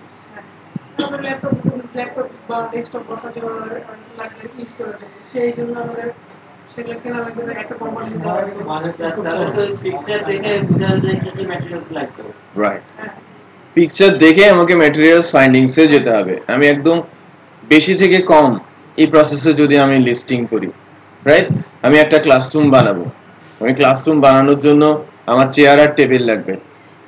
এই যে এখানে এই এই এই জায়গার যদি একটা ছবি আমাকে দেয়, সেক্ষেত্রে কি কি লাগবে সেটা আমি যদি লিস্ট করি, প্রথমেই আমার ফাইন্ডিংসে যেটা আসবে সেটা হচ্ছে যে ফার্স্টে হচ্ছে যে কাঠের কাজ কারা করে তাদের সঙ্গে যোগাযোগ করব এবং কাঠের জিনিসগুলো আমি তাদের দিয়ে তৈরি করে নিব। টেবিল এন্ড আলমিরাটা, এটা কারো চোখে পড়ে নাই, হ্যাঁ? সো টেবিল গুলো বানাবো, আলমিরাটা বানিয়ে নিব, এর জন্য একটা বাজেট থাকবে, রাইট? বাজেট আমার পরের জিনিস, বাট কি কি আমার লাগবে সেটা আমি ফাইন্ডিংস আনছি। তারপরে বসার জন্য আমার চেয়ার লাগবে, রাইট? টেবিলের উপরে ল্যাপটপ আছে, সেই ল্যাপটপ গুলো আমাকে ব্যবস্থা করতে হবে, ঠিক আছে? সো ল্যাপটপ ব্যবস্থা করার পর টিচার যখন ক্লাস নিচ্ছে, এটা বড় স্ক্রিনে দেখার জন্য একটা বড় স্ক্রিনের টিভি আমি রুমে দেখতে পাচ্ছি, সো আমাকে টিভিও কিনতে হবে। টিচার যখন লেকচার দেবে তখন একটা বোর্ডের দরকার পড়ে, সো আমার হোয়াইট বোর্ড লাগবে। ক্লাসরুমের শেপ দেওয়ার জন্য বড় দেয়াল তৈরি করতে হবে, সো তাদের সঙ্গে আমাকে যোগাযোগ করতে হবে, কারা হার্ডবোর্ড দিয়ে ঘিরে দেবে। এবং হার্ডবোর্ড দিয়ে ঘিরে দেওয়ার সাথে সাথে হার্ডবোর্ডে কারা কালার করে সেটাও আমাকে মাথায় রাখতে হবে, এবং কালারের খরচটাও সেখানে লিখতে হবে, এবং তাদের সঙ্গে আমাকে যোগাযোগ রাখতে হবে। এরপরে আসছে সাপ্লাই, আর কি ইলেকট্রিক সাপ্লাই। ফ্যান দুইটা দেখতে পাওয়া যাচ্ছে, সো ফ্যান আমাকে কিনতে হবে এবং ইলেকট্রিক সাপ্লাইয়ের ব্যবস্থা করতে হবে। সো ইলেকট্রিক ওয়্যারিং এর ব্যবস্থা থাকবে, তার মানে কি আমার ইলেকট্রিশিয়ানের সঙ্গেও যোগাযোগ করতে হবে। সো আমি ফ্যান কিনে আনলেই হবে না, ইলেকট্রিশিয়ান আগে আমাকে ওয়্যারিং করে দেবে, দেন আমি ফ্যান লাগাতে পারবো। সাথে সাথে এসি আছে, এসির ব্যবস্থা আমাকে করতে হবে, এবং সাথে সাথে আরেকটা জিনিস আছে, উপরে সিলিং দেখা যাচ্ছে, সিলিং এর ব্যবস্থা আমাকে করতে হবে। রাইট? সো আলাদা আলাদা পার্ট। তার মানে আমি হ্যাঁ সিসি ক্যামেরাটা বলি নাই, সিসি ক্যামেরা আমাকে লাগাতে হবে এবং আরো অ্যাডিশনাল হয়ে যে বাল্ব আছে ভেতরে সেটা আমাকে উল্লেখ করতে হবে। হ্যাঁ, আলো যদি না থাকে তাহলে কিন্তু কিছু হবে না। আর আরেকটা বিষয় আছে, যদি কাস্টমার আপনার মতো হয় তো সেই ক্ষেত্রে ছবি আমার সব আমি বানিয়ে দিলাম, ছবি দেখবে যে না এই যে লম্বা লম্বা কি ঝুলে আছে এগুলো তো দেন নাই, আপনার প্রজেক্ট কিছুই হয় না, তার মানে আমাকে পরবর্তীতে ওইটাও ঝুলাতে হবে, রাইট? এগুলো ঝুলিয়ে দিতে হবে। বাই দ্য ওয়ে, সো আরো কিছু, এই যে তার আছে না, এই তারটাও আমাকে কিনতে হবে যদি না করে থাকি, রাইট? সো পোরশন বুঝতে পারছেন যে আমি এই ভাগগুলো করে ফেলবো, দেন আমি কাজ করব, বাট এর ভেতরেও আরো মেকানিজম আপনাকে ইমপ্লিমেন্ট করতে হবে। যদি যেহেতু আমি এটা প্রোগ্রামিং এর মাধ্যমে করতে যাচ্ছি, ফিজিক্যাল কোনো কিছুই না, সেই ক্ষেত্রে এখানে লজিক অনেক কিছুই সলিউশন দিয়ে দেবে। যে লাইক আমি যদি টেবিলের এই উপরের খাপটা তৈরি করি, খাপটা কি বলবো এটাকে, উপরের অংশটাই তৈরি করি যেটা টেবিলের উপরে থাকে, এটা একটা তৈরি করলে আমার এখানে যে 21টা টেবিল আছে 21টা টেবিলে সেটা আমি ইউজ করতে পারবো, ঠিক না? তার মানে আমার টেবিল নামে একটা ক্লাস হবে, রাইট? দেন ওই ক্লাসটা দিয়ে যদি আমি খালি আমি যদি বলি যে না আমি টেবিল একটা বানিয়ে দিলাম, রাইট? আমি একটা টেবিল বানিয়ে ফেললাম, কমপ্লিট একটা টেবিল বানিয়ে ফেললাম, সেক্ষেত্রে আমাকে কিন্তু প্রোগ্রামিং করে দুইটা টেবিল বানাতে হবে, কারণ 20টা টেবিল সেম আর একটা টেবিল একটু বড়। একটু খেয়াল করেন, যদি আমি এই টেবিলের উপরের অংশটা, সাইডের অংশগুলো আলাদা আলাদা করে ডেভেলপ করি এবং সবাইকে কল করে ফাইনাল একটা আউটপুট টেবিল আমি জেনারেট করি, বলে ইচ্ছে মতো সাইজের টেবিল আমি দিতে পারবো, কাস্টমার আমার কাছ থেকে যা চাইবে, টেবিলের কালার আমি ইচ্ছে মতো করতে পারবো, কাস্টমার আমার কাছ থেকে যে কালারই চাইবে, যেমন আমি অপশন তৈরি করে রাখছি, সুযোগ তৈরি করে রাখছি, আমি এক্সপ্লোর করব, ঠিক আছে? চেয়ার একটা আপনাকে বানাতে বলা হলো, আপনি প্রোগ্রামিং করে একটা চেয়ার বানালেন, আপনি কপি করে 23টা চেয়ার বানিয়ে ফেলেন, কারণ এখানে 23-24টা চেয়ার আছে, বুঝতে পেরেছি? বাট যদি বলা হয় যে না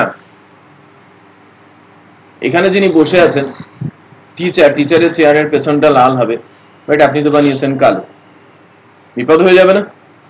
বাট আমি যদি অপশন তৈরি করে রাখি যে পাটাতনটা একটা ফাংশন হবে, বসার জায়গাটা একটা ফাংশন হবে, পায়াগুলো একটা ফাংশন হবে, সব মিলে একটা চেয়ার হবে, আমি ইচ্ছে মতো কি হ্যান্ডেল করতে পারবো, ম্যানেজ করতে পারবো। তো যত ছোট অংশে ভাগ করা সম্ভব ভাগ করতে হবে, আবার এমন অংশে ভাগ করা যাবে না যা বেসিক্যালি মানে প্রয়োজনই নেই, একটা লেভেল পর্যন্ত আমাকে যেতে হবে যাতে আমি সেগুলোকে রিইউজ করতে পারি। তো অবজেক্ট ওরিয়েন্টেড মডেলটা আমাকে স্ট্রাকচার করতে সাহায্য করে এবং স্ট্রাকচার করে ওই যে লজিক্যাল টেমপ্লেটটা আমরা বানাচ্ছি, লজিক্যাল টেমপ্লেটের মধ্যে যে সলিউশনগুলো দিব সেই সলিউশনগুলো হবে ছোট ছোট বাট স্পেসিফিক, কনক্রিট। যে সলিউশনগুলো দেওয়া হবে কার মাধ্যমে? মেথডের মাধ্যমে, যেগুলোকে আমরা কি নামে চিনি? ফাংশনের নামে চিনি। সো লজিক্যাল টেমপ্লেটের মধ্যে থাকবে কি? Number of methods and properties. যে লাইক প্রপার্টিজ কি? Variable, array. প্রপার্টিজ কেন লাগবে? ফাংশনে কি প্যারামিটার লাগবে না? যে আমি এই টেবিলটা বড় করব ছোট করব, তো আমার উইথ হাইট সেট করতে হবে, রাইট? সো আমার প্রপার্টি লাগছে।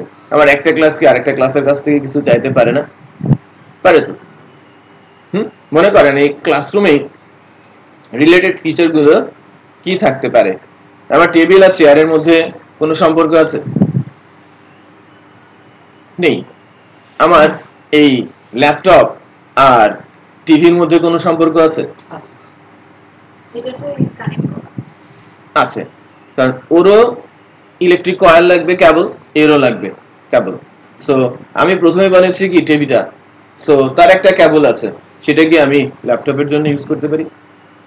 সো আমি ক্লাসের কাছ থেকে ফাংশন ধার চাইতে পারি। সো তার কাছ থেকে ফাংশন ধার চাইতে গেলে আমাকে অবজেক্ট তৈরি করতে হয়। তার মানে কি ক্লাসের ভেতরে কি থাকবে? নাম্বার অফ প্রপার্টিজ থাকবে। সেই প্রপার্টিটা ভেরিয়েবল হতে পারে, অ্যারে হতে পারে, অবজেক্টও হতে পারে। আমি বুঝতে পারছি?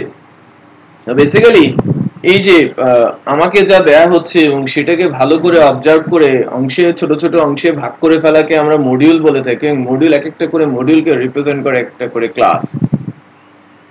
অবজেক্ট ওরিয়েন্টেড প্রোগ্রামিং এর এক একটা করে ক্লাস, আর ক্লাসের মধ্যে থাকবে number of methods and properties. বলা যেতে পারে যে আমি সামাজিক জীব হিসেবে আমি একটা পরিবারের অন্তর্ভুক্ত। আমি অবজেক্ট ওরিয়েন্টেড স্ট্রাকচারে বা মডেলে এই সোসাইটিতে বসবাস করছি, যার উপাদান ফ্যামিলির এক একটা করে উপাদান হিসেবে আমি অ্যাজ এ মেথড কাজ করছি, রাইট? আমি যদি বলি ফ্যামিলি একটা ক্লাস, তার মেম্বার এক একটা করে কি মেথড। তার মানে কি আপনার ফ্যামিলি একটা যদি ক্লাস হয়, আপনি তার একটা মেথড, রাইট? একটা ফাংশন।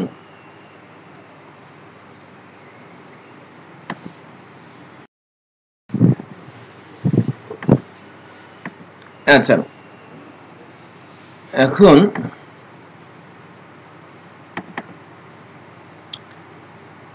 ক্লাসের সংজ্ঞা দিয়েছি, বাট আমি অবজেক্টের সংজ্ঞাটা এখনো দিই নাই।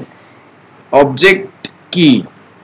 এক কথায় যদি আমরা বলি, instance of a class is called object. Repeat করছি, instance of a class is called object. Instance বিষয়টি কি? পারমিশন বা ব্লুপ্রিন্ট। হ্যাঁ, তো আমি আপনাকে অনুমতি দিচ্ছি, অনুমতি পত্রটা যদি আপনি বলেন যে লাইক এই ক্লাস এটা একটা রেস্ট্রিক্টেড জোন, যে কারো অ্যাক্সেস করাটা অন্যায় বা নিয়ম বহির্ভূত, রাইট? সেক্ষেত্রে এই ক্লাসে আপনার আসতে হলে কি করতে হয়েছে? রেজিস্টার করতে হয়েছে, পেমেন্ট করতে হয়েছে, তার মাধ্যমে আপনি কি নিয়েছেন? অনুমতি নিয়েছেন, রাইট? সো এই যে অনুমতিটা, সেটাকেই আমি বলবো যে ক্লাসের ইনস্ট্যান্স। এবং আপনি যখন এই ক্লাসে এসেছেন, এই ক্লাসে আসার পর একটা জিনিস একটু খেয়াল করেন, যে ক্লাসে যখন আপনি অনুমতি নিয়ে আসলেন অ্যাজ এ স্টুডেন্ট, আপনি কিন্তু রেস্ট্রিক্টেড অবস্থায় আছেন, সবকিছু কিন্তু আপনার ইউজ করার এখতিয়ার নেই। অ্যাজ এ স্টুডেন্ট আপনি ল্যাপটপ ইউজ করতে পারেন, ফ্যান আপনি দিতে পারেন, এসি দিতে পারেন, বাট আপনি সামনে এসে বসে লেকচার দিতে পারেন না। বোর্ডে আপনি চাইলেই আপনি লিখতে পারেন না, রাইট?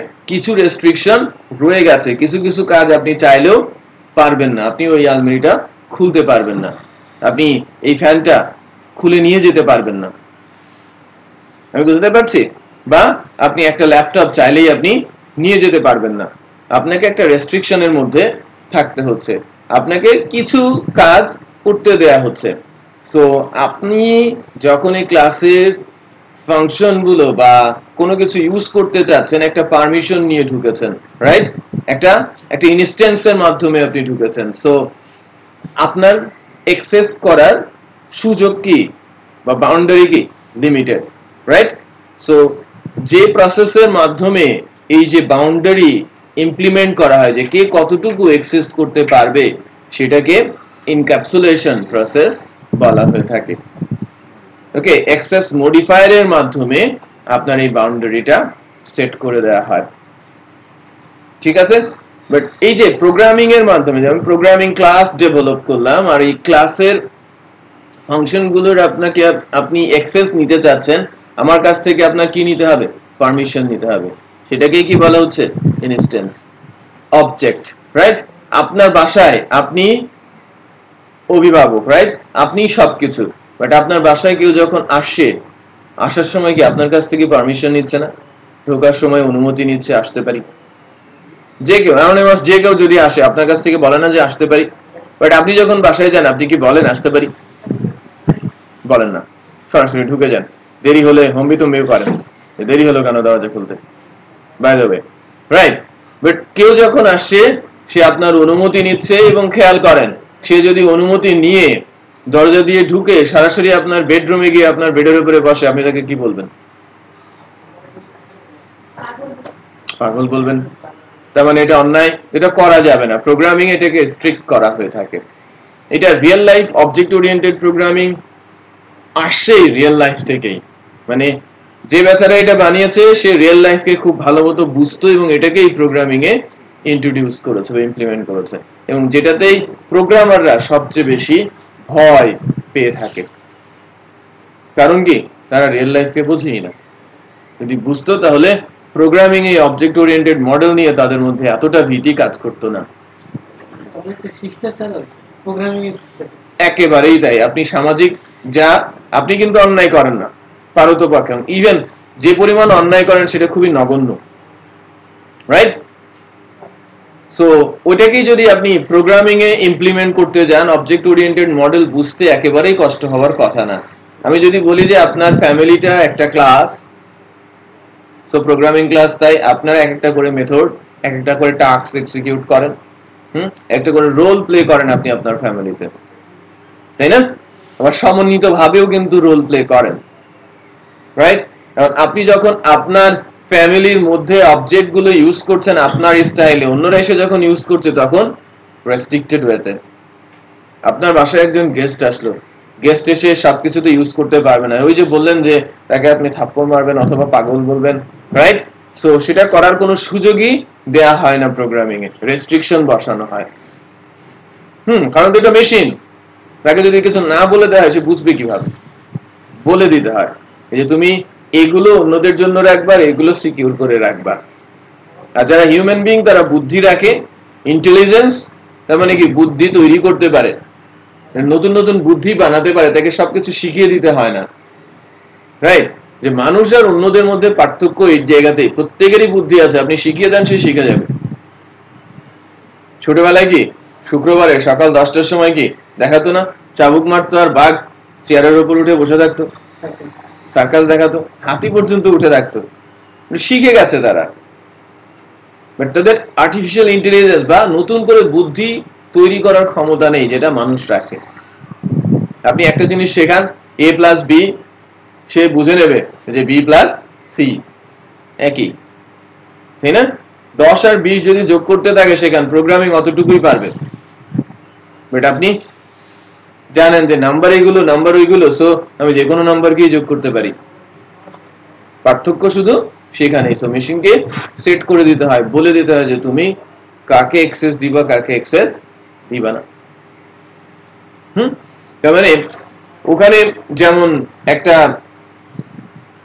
ওভারঅল রুলস সেট হয়ে গেছে সামাজিকতার, তাই না? সামাজিক ভাবে থাকার, প্রোগ্রামিং এও সেই রুলসটা সিনট্যাক্স এর মাধ্যমে ইমপ্লিমেন্ট করে দিতে হয়। আমরা সবাই জানি, কেউ যদি বলে এটা হচ্ছে বাবা, এটা হচ্ছে ছেলে, ছেলে যে বাবার এই সম্পত্তিগুলো পাবে সেটা তো সামাজিকভাবে স্বীকৃত, রাইট? এখানে বলে দেওয়ার কোনো কিছু নেই। বাট প্রোগ্রামিং এ বলে দিতে হবে যে এটা বাবা, এটা ছেলে, আর ছেলে এগুলো পাবে বাবার ওই সম্পত্তির। আমি বুঝতে পারছি? সো সবকিছুই কি রিয়েল লাইফের সাথে একেবারেই ম্যাচ করা সম্ভব। সো ফ্যামিলিকে আমি ক্লাস বলছি, আর ফ্যামিলিতে অ্যাক্সেস করাটাকে আমি কি বলছি? ইনস্ট্যান্স। ইনস্ট্যান্স কারা নেবে? অ্যানোনিমাস। আমার ইনস্ট্যান্সের দরকার নেই, বাট আমিও একটা হিডেন ইনস্ট্যান্স ইউজ করি। যদিও আমি ফ্যামিলি সর্বা, লাইক আপনি ফ্যামিলি হেড, আপনি যা ইচ্ছে তাই করতে পারেন, বাট আপনি কিন্তু যা ইচ্ছে তাই করবেন না, যদি না তার ক্ষতি হয়ে যায়। আপনি চিন্তাটা কিন্তু করবেন, ফ্যামিলির কোনো ক্ষতি আপনি কখনোই চাইবেন না, রাইট? আবার অ্যানোনিমাসটা কি কি বিষয়ে, মানে কোন কোন অবজেক্টের অ্যাক্সেস পাবে? যে লাইক একজন গেস্ট এসেছে, আপনি বললেন আসেন, তারপরে যদি আপনি ভেতরে চলে যান, শিষ্টাচার বহির্ভূত সে কোনো কিছু কিন্তু করবে না। সে যাবে ড্রয়িং রুমে, আপনি দেখিয়ে দিলেন ড্রয়িং রুম, সে যাবে। যদি অতি ভদ্র হয় সে দাঁড়িয়ে থাকবে, আর যদি নর্মাল হয় স্বাভাবিক সে চেয়ারে বসবে, রাইট? সামনে যদি কোনো বইপত্র থাকে সে পড়বে, অ্যাটলিস্ট ফ্যান দেবে যদি রেগুলার যাতায়াত হয়, এসি থাকলে এসি দেবে, রাইট? বাট টিভিটা দেবে কি দেবে না এটা নির্ভর করে কিন্তু অতিরিক্ত শিষ্টাচারের উপরে। কেউ যদি হঠাৎ টিভি দিয়ে দেয়, বলতে হবে সে কিন্তু একটু দুষ্ট টাইপের, দুষ্ট প্রকৃতির, সে কিন্তু একটু বাড়াবাড়ি করলো, বসলো আবার টিভিও দেখছে, রাইট? So limitation. বাট এই যদি রেগুলার পারসন হয়, আপনার ফ্রেন্ড, তাকে আপনি বললেন, সেও কিন্তু বাইরে অ্যানোনিমাস কেউ, রাইট? ফ্যামিলি ফ্রেন্ড না, যে লাইক আপনার ফ্রেন্ড বাসায় এসেছে, তার কিন্তু এই কাজগুলো করাও কি অন্যায়, সে বসবে বই পড়বে, দ্যাটস ইট, রাইট? ভেতরে যেতে পারবে না, তার জন্য কি রেস্ট্রিকশন রয়েছে, তাই না? সো এইগুলো বিষয় আমি সিনট্যাক্স লেখা ক্লাসের অবজেক্ট তৈরি করা, দেন এর মডিফায়ার গুলো বসানো, কে কিভাবে অ্যাক্সেস করতে পারবে, এই বিষয়গুলো ইন্ট্রোডিউস করা, এর উপরেই সিনট্যাকটিক্যাল আলোচনা আমি নিয়ে আসবো এখনই। তো একটা ছোট ব্রেক হবে, হ্যাঁ, 10 মিনিটের, তারপরেই সিনট্যাক্স আলোচনা শুরু করব।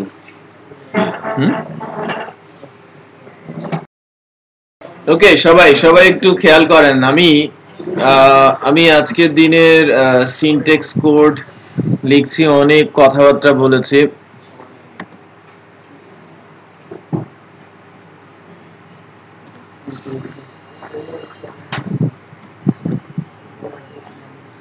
ডে 13 সিনট্যাক্স আমি একটা ফাইল দেখেন, আমি বলছি ভিউ ফাইল খুব ছোট ছোট করে লিখবো, কারো যদি প্রবলেম মনে হয় কোশ্চেন করতে হবে। view.php নামে একটা পিএসপি ফাইল তৈরি করছি .php এক্সটেনশনের, আর ক্লাস ফাইল একটা তৈরি করব। হ্যাঁ,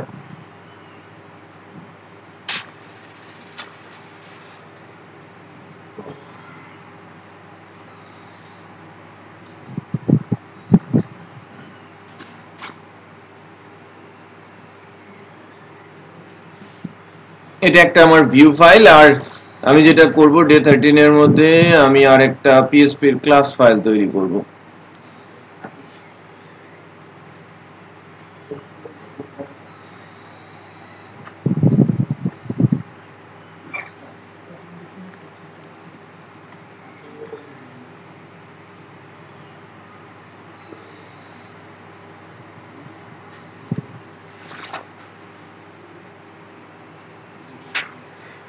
দেখেন একটা ক্লাস ফাইল হয়েছে, এই ক্লাস স্টুডেন্ট, আর আমার একটা view file.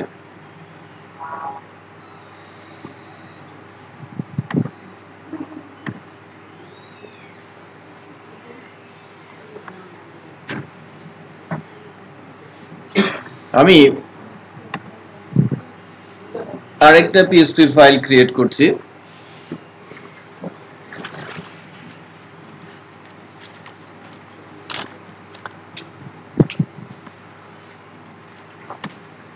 Function definition dot PSP নাম। ঠিক আছে, আমি এই তিনটা ফাইলের মাধ্যমে ছোট ছোট কিছু এক্সাম্পল দেখানোর চেষ্টা করব।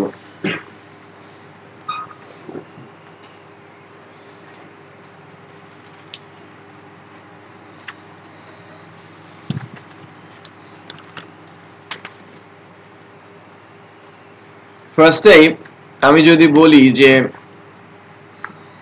একটা ফাংশন কলিং হবে কিভাবে, যে লাইক আমি ফাংশনকে কল করছি ইকো ডিভিশন, div নামে একটা ফাংশন আমি করতে যাচ্ছি।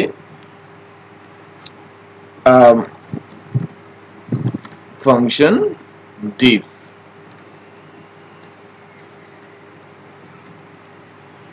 আমি কল করব, ডেফিনেশনে যাব। ফাংশনের আমরা ইকোটা যদি লাস্টে দিয়ে দেই, তার আগে আমাদের রিটার্ন দিতে হবে। আগে রিটার্ন দিতে তাহলে পরে ইকো যে লাইক আমি এখানে যেহেতু ইকো দিয়ে দিচ্ছি, এখানে আমার ইকো করার দরকার নেই, এটা যদি রিটার্ন করতো তাহলে আমার এখানে ইকো করতে হতো। এখানে যদি আমি ইকো দিতাম তাহলে এখানে রিটার্ন, রাইট।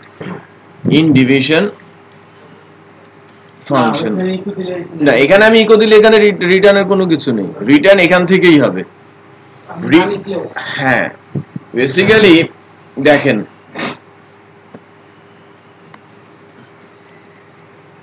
রিটার্ন মিন্স এই টেক্সটটা এখানে আছে,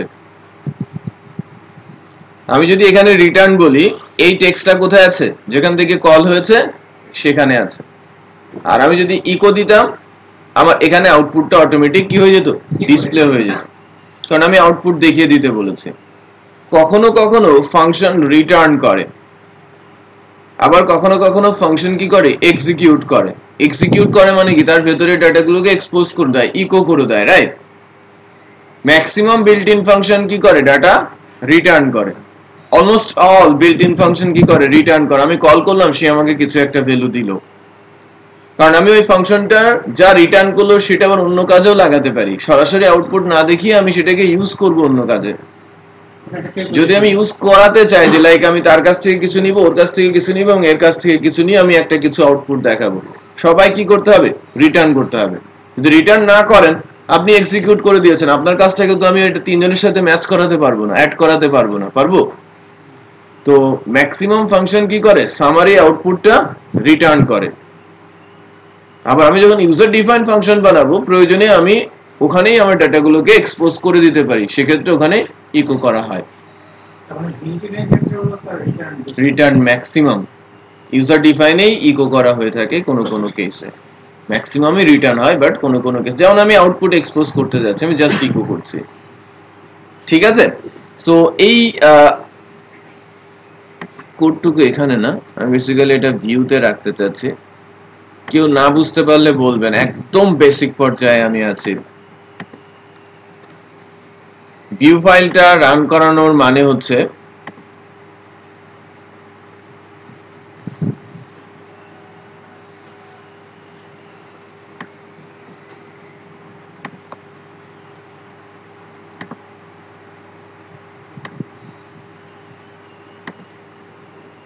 কোনো কোনো আউটপুট আসে নাই, কারণ কি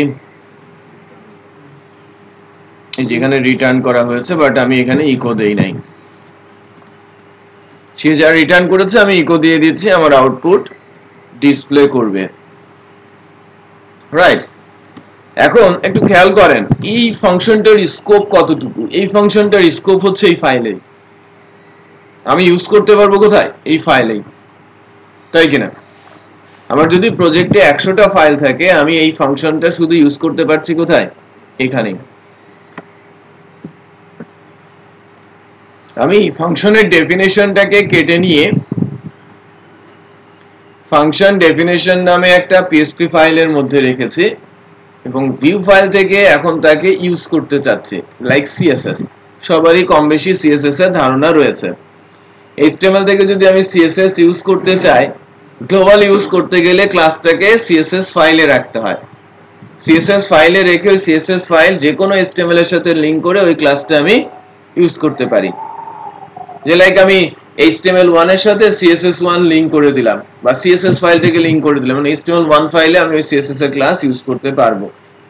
আমি HTML2 এর সাথে CSS ফাইলটাকে লিংক করে দিলাম, সো 2 থেকেও কল করতে পারবো ক্লাস। আমি HTML3 এর সাথে CSS ফাইলকে লিংক করে দিলাম, সেখান থেকেও আমি কল করতে পারবো। তার মানে কি, রিইউজ। আমি ওই ফাংশনটাকে এমন একটা জায়গায় রাখছি যে কেউ যদি ওই ফাংশন ডেফিনেশনের সাথে লিংক করে, সেই ওই ফাংশনটা ইউজ করতে পারবে। যদিও ফাংশনটা ভেরি সিম্পল, জাস্ট ইকো করা আছে। ফাংশন ছোট আর বড় সবাইকেই তো একই ফরম্যাটেই লিখতে হয়, কলিং আর ডেফিনেশন প্রসেস তো কি সেম। তো এখন কিভাবে লিংক করতে হয়, আমি চেইন স্পেসিফিক থার্ড আর ফোর্থ ক্লাসটা আমি বলেছিলাম যে ওই যে রিকোয়ার, ইনক্লুড, হ্যাঁ বলেছিলাম না? সো যেহেতু এটা ফাংশন ওরিয়েন্টেড ফাইল, সরাসরি ফাংশনের ডেফিনেশন থাকবে, আমি মূলত যে কিওয়ার্ডটা ইউজ করব সেটা require are require once.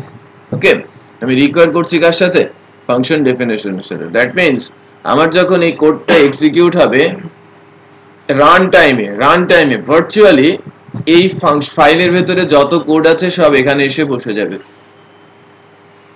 Virtually function ডেফিনেশনের code এখানে এসে বসে যাবে। তার মানে কি, আমি সরাসরি ডিপকে কল করতে পারছি, লিংক করার মতোই তো, তাই না?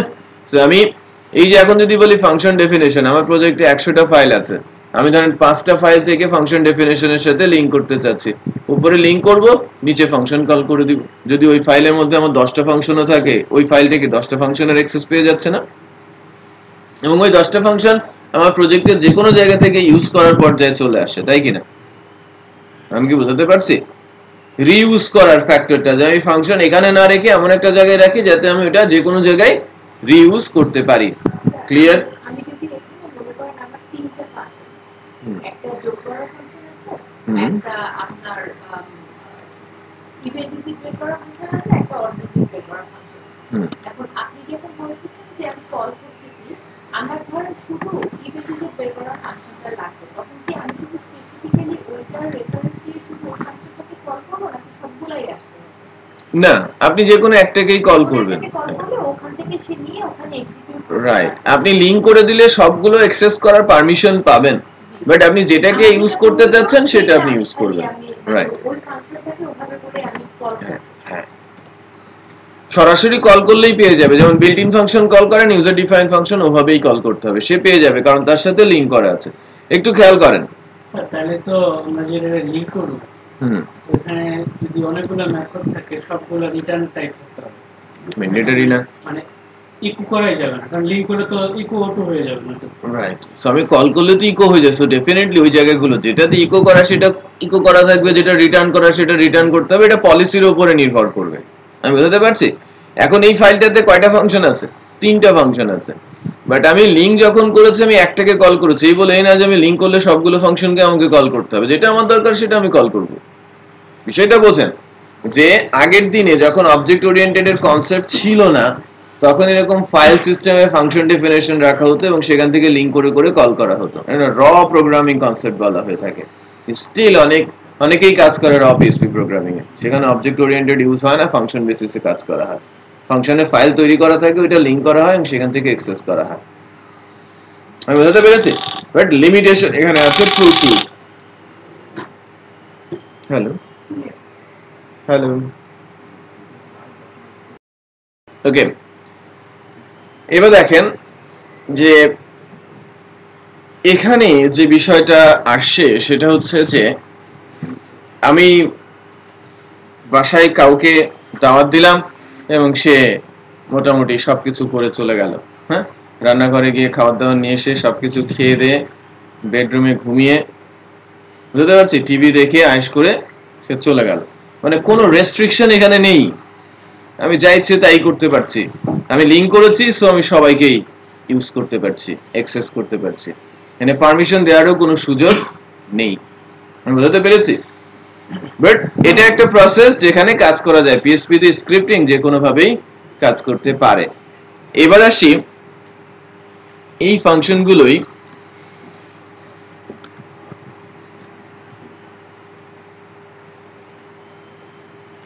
এখানে রাখলাম,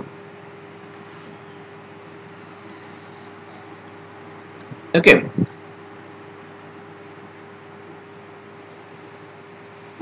বন্ধ করে দিয়েছে। ডেফিনেটলি যেহেতু কারোর সাথে লিংক নেই, আমার ফাংশনের ডেফিনেশন কি বলবে? আনডিফাইন বলবে। আমি লিংক করে দেই,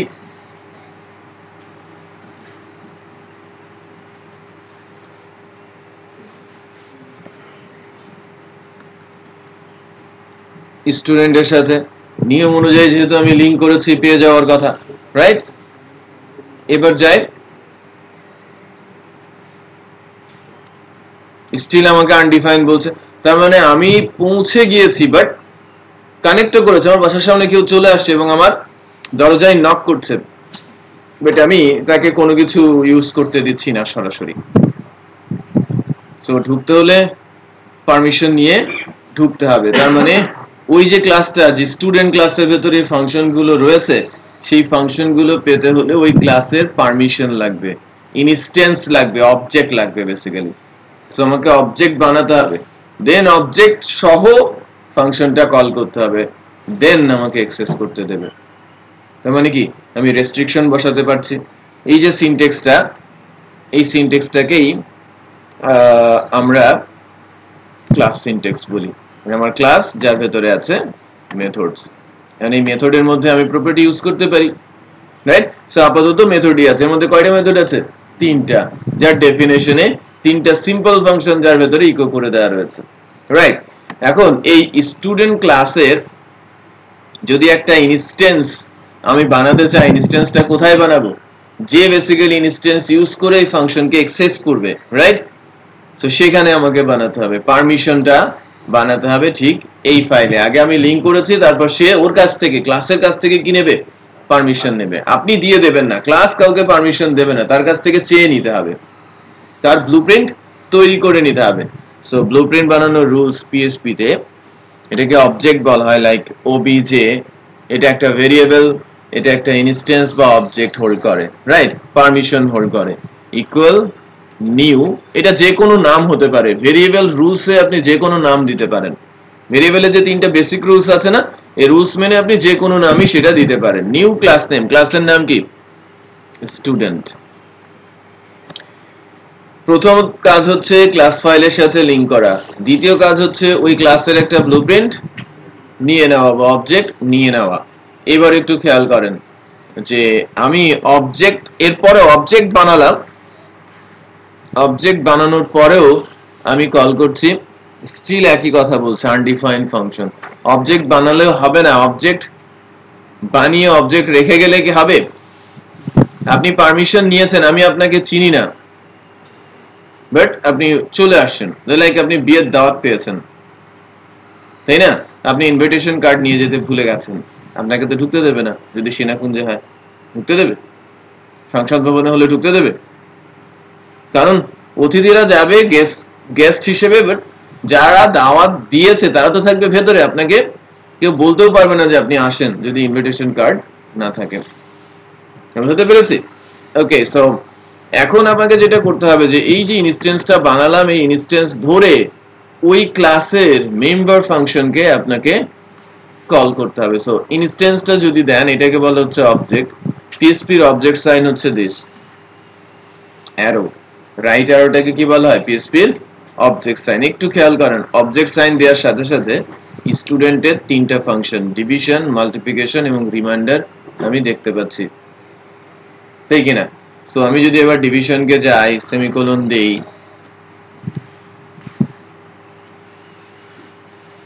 লোড দেই, আমি দেখতে পাচ্ছি ইন ডিভিশন ফাংশন আমি অ্যাক্সেস করতে পারছি। এর আগ পর্যন্ত আমি অ্যাক্সেস করতে পারছিলাম না। অ্যাক্সেস করার জন্য নিয়ম কি?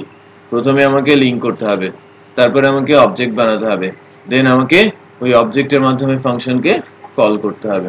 এখন কিন্তু আপনি একটা পদ্ধতির মধ্যে আসলেন, রুলসের মধ্যে আসলেন, রাইট? আপনার কাজগুলো যখন আপনি ওই লজিক্যাল টেমপ্লেটের মধ্যে দেবেন, তখন ইচ্ছে মতো কেউ আর এটাকে এক্সেস করে ইউজ করতে পারবে না। কানেক্ট করলে সবকিছু পারমিশন সে পাবে না। ওই যে আমি বললাম যে কাউকে দাওয়াত দিলেন, আপনি তাকে রান্না বাড়া করে খাওয়াবেন, বাট সে আসলো, যা আছে ইচ্ছে মতো নিল, খাইলো, দাইলো, ঘুমালো, চলে গেল। এরকম করার তো কোনো সুযোগ নেই, কারণ আপনি জাস্ট পারমিশন দিচ্ছেন কি, গেস্ট তুমি এসে খাওয়া, ড্রয়িং রুমে বসবে, তুমি চলে যাবা, হাই হ্যালো বলবা, গল্প গুজব করবা, দ্যাটস ইট। বিষয়টা বোঝা যাচ্ছে?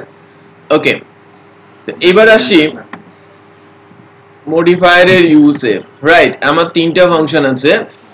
যখন কোনো ফাংশনের সামনে কোনো মডিফায়ার নেই, দ্যাট মিন্স সবগুলোই কি পাবলিক। দ্যাটস ওয়াই আমি ওবিজে অ্যারো দেওয়ার সাথে সাথে তিনজনকেই পাচ্ছিলাম। দেখতে পাচ্ছেন, দেখতে পাওয়া মানে অ্যাক্সেস করা যাবে। নেটবিনস অত্যন্ত ইন্টেলিজেন্ট, হ্যাঁ? ওপি মডেল সে বোঝে, ওপি কনসেপ্টও সে বোঝে, অবজেক্ট ওরিয়েন্টেড প্রোগ্রামিং সিনট্যাক্সও সে জানে। সো যখনই দেখছে যে তিনটা ফাংশন, তার সামনে কোনো কিছু নেই, সে দেখিয়ে দিয়েছে তুমি এই তিনটাকে অ্যাক্সেস করতে পারবা। এখন আমি মডিফায়ার বসাচ্ছি, দেখেন, পাবলিক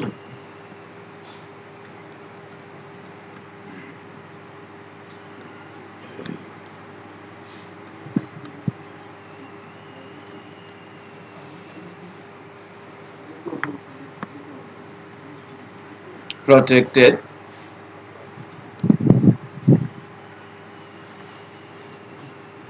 private।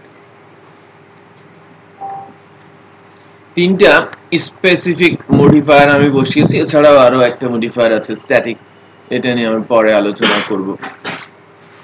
পাবলিক, প্রোটেক্টেড এবং প্রাইভেট, তিন ধরনের প্রপার্টি বেসিক্যালি একজন ওন করে স্পেসিফিক ভাবে। তিনটার মধ্যে দিয়ে সবকিছু কিন্তু আপনি ডিফাইন করতে পারেন। যে লাইক আমি যদি বলি যে আমার প্রপার্টি, এই প্রপার্টি গুলোর মধ্যে স্পেসিফিক কিছু প্রপার্টি আমি যদি এক্সাম্পল হিসেবে দেই, লাইক এই অফিসটা আমাদের, রাইট? এবং পারমিশন নিয়ে যে কেউ আসতে যাচ্ছে, ক্লাস করছে, পারমিশন সাপেক্ষে, রাইট? সবাই কিন্তু এখানে আসতে যাচ্ছে এবং ক্লাস করছে। আমার তিনটা প্রপার্টির মধ্যে একটা প্রপার্টি আমার অফিস, দ্বিতীয় প্রপার্টি হচ্ছে আমার বাইকটা, তৃতীয় প্রপার্টি হচ্ছে আমার এই মোবাইলটা, রাইট? সো আমার তিন ধরনের প্রপার্টির মধ্যে আমি আমার অফিসকে বলছি আমার পাবলিক প্রপার্টি, আমার বাইকটাকে বলছি আমার প্রোটেক্টেড প্রপার্টি, আর আমার মোবাইলটাকে আমি বলছি আমার প্রাইভেট প্রপার্টি। মোবাইল না বলে বেটার হচ্ছে বলাটা হচ্ছে ওয়ালেট, রাইট? আমার ওয়ালেটটা হচ্ছে আমার মানে বেস্ট এক্সাম্পল। মোবাইল তো যে কেউ ফ্যামিলির ইউজ করতে পারে, বাট ওয়ালেটটা কিন্তু মালিক ছাড়া ইউজ করাটা একেবারেই অন্যায়। হ্যাঁ, সো আমার 3 ধরনের প্রপার্টি, বাট আমি যখন ইউজ করব তখন কি আমার পারমিশনের দরকার আছে? আমি কি আমার আন্ডারে সব না আমারই তো সব, সো আমি আমার ইচ্ছে মতো ইউজ করতে পারি।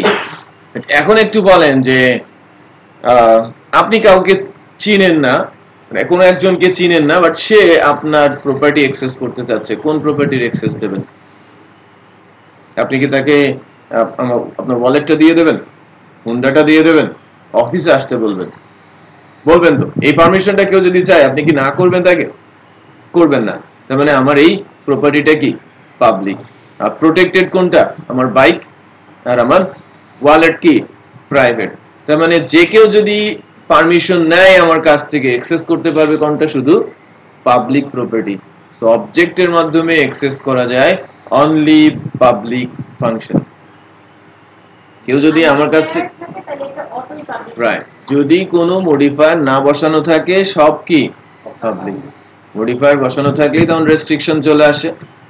ক্লিয়ার? তো যখন আমার কাছ থেকে পারমিশন নিল, শুধু পারমিশন অনুযায়ী ইউজ করতে পারবে কোন property? Public property, only public property, right? আমার ওয়ালেটের অ্যাক্সেস কেউ কি পাবে? Nobody, right? কেউ পাবে না, শুধু আমার সম্পত্তি হিসেবে সেটা আছে। আর বাইকটা আমার ফ্যামিলিতে যদি আমার ছোট ভাই থাকে বা বড় ভাই থাকে, কেউ যদি চায় আমি কি শেয়ার করতে পারি? বা আমি যদি ফ্যামিলি আমার ছোট ভাই বড় ভাইকে বাদ দিয়ে যদি আমি বলি যে আমার বাচ্চা কাচ্চা আছে, তারা যদি চায়, তারা কি এটা কি আমার বলে না আমাদের বলে? আমাদের বলে। তাহলে তারাও এটার কি রাখে? অংশীদারিত্ব রাখে, রাইট? আমি বলি আমার টিভিটা, বাড়ির টিভিটা কি প্রোটেক্টেড প্রপার্টি, রাইট? বাট আমার ওয়ালেটটা কি আমার প্রাইভেট প্রপার্টি। আমাদের ড্রয়িং রুম সোফাটা কি পাবলিক প্রপার্টি। আমি এক্সাম্পল দিতেই পারি, তাই কি না? তো এখন একটু যদি খেয়াল করি, ভিউয়ে গিয়ে অবজেক্ট দেই ডলার ওবিজে, কাকে পাচ্ছেন? ডিভিশন কে পাচ্ছেন, কারণ এ পাবলিক। রিমাইন্ডার আর মাল্টিপ্লিকেশনটা প্রোটেক্টেড এবং প্রাইভেট, দ্যাটস ওয়াই সে এখান থেকে দেখতেই দিচ্ছে না, আপনি অ্যাক্সেসও করতে পারবেন না। বাট যখন ক্লাসের বাইরে এরকম র পিএসপি ফাইলে ছিল, তখন কি কোনো কিছু দেওয়ার সুযোগ ছিল? এই ফাংশনের সামনে আপনি পাবলিক লিখে দেখেন, এরর আসবে।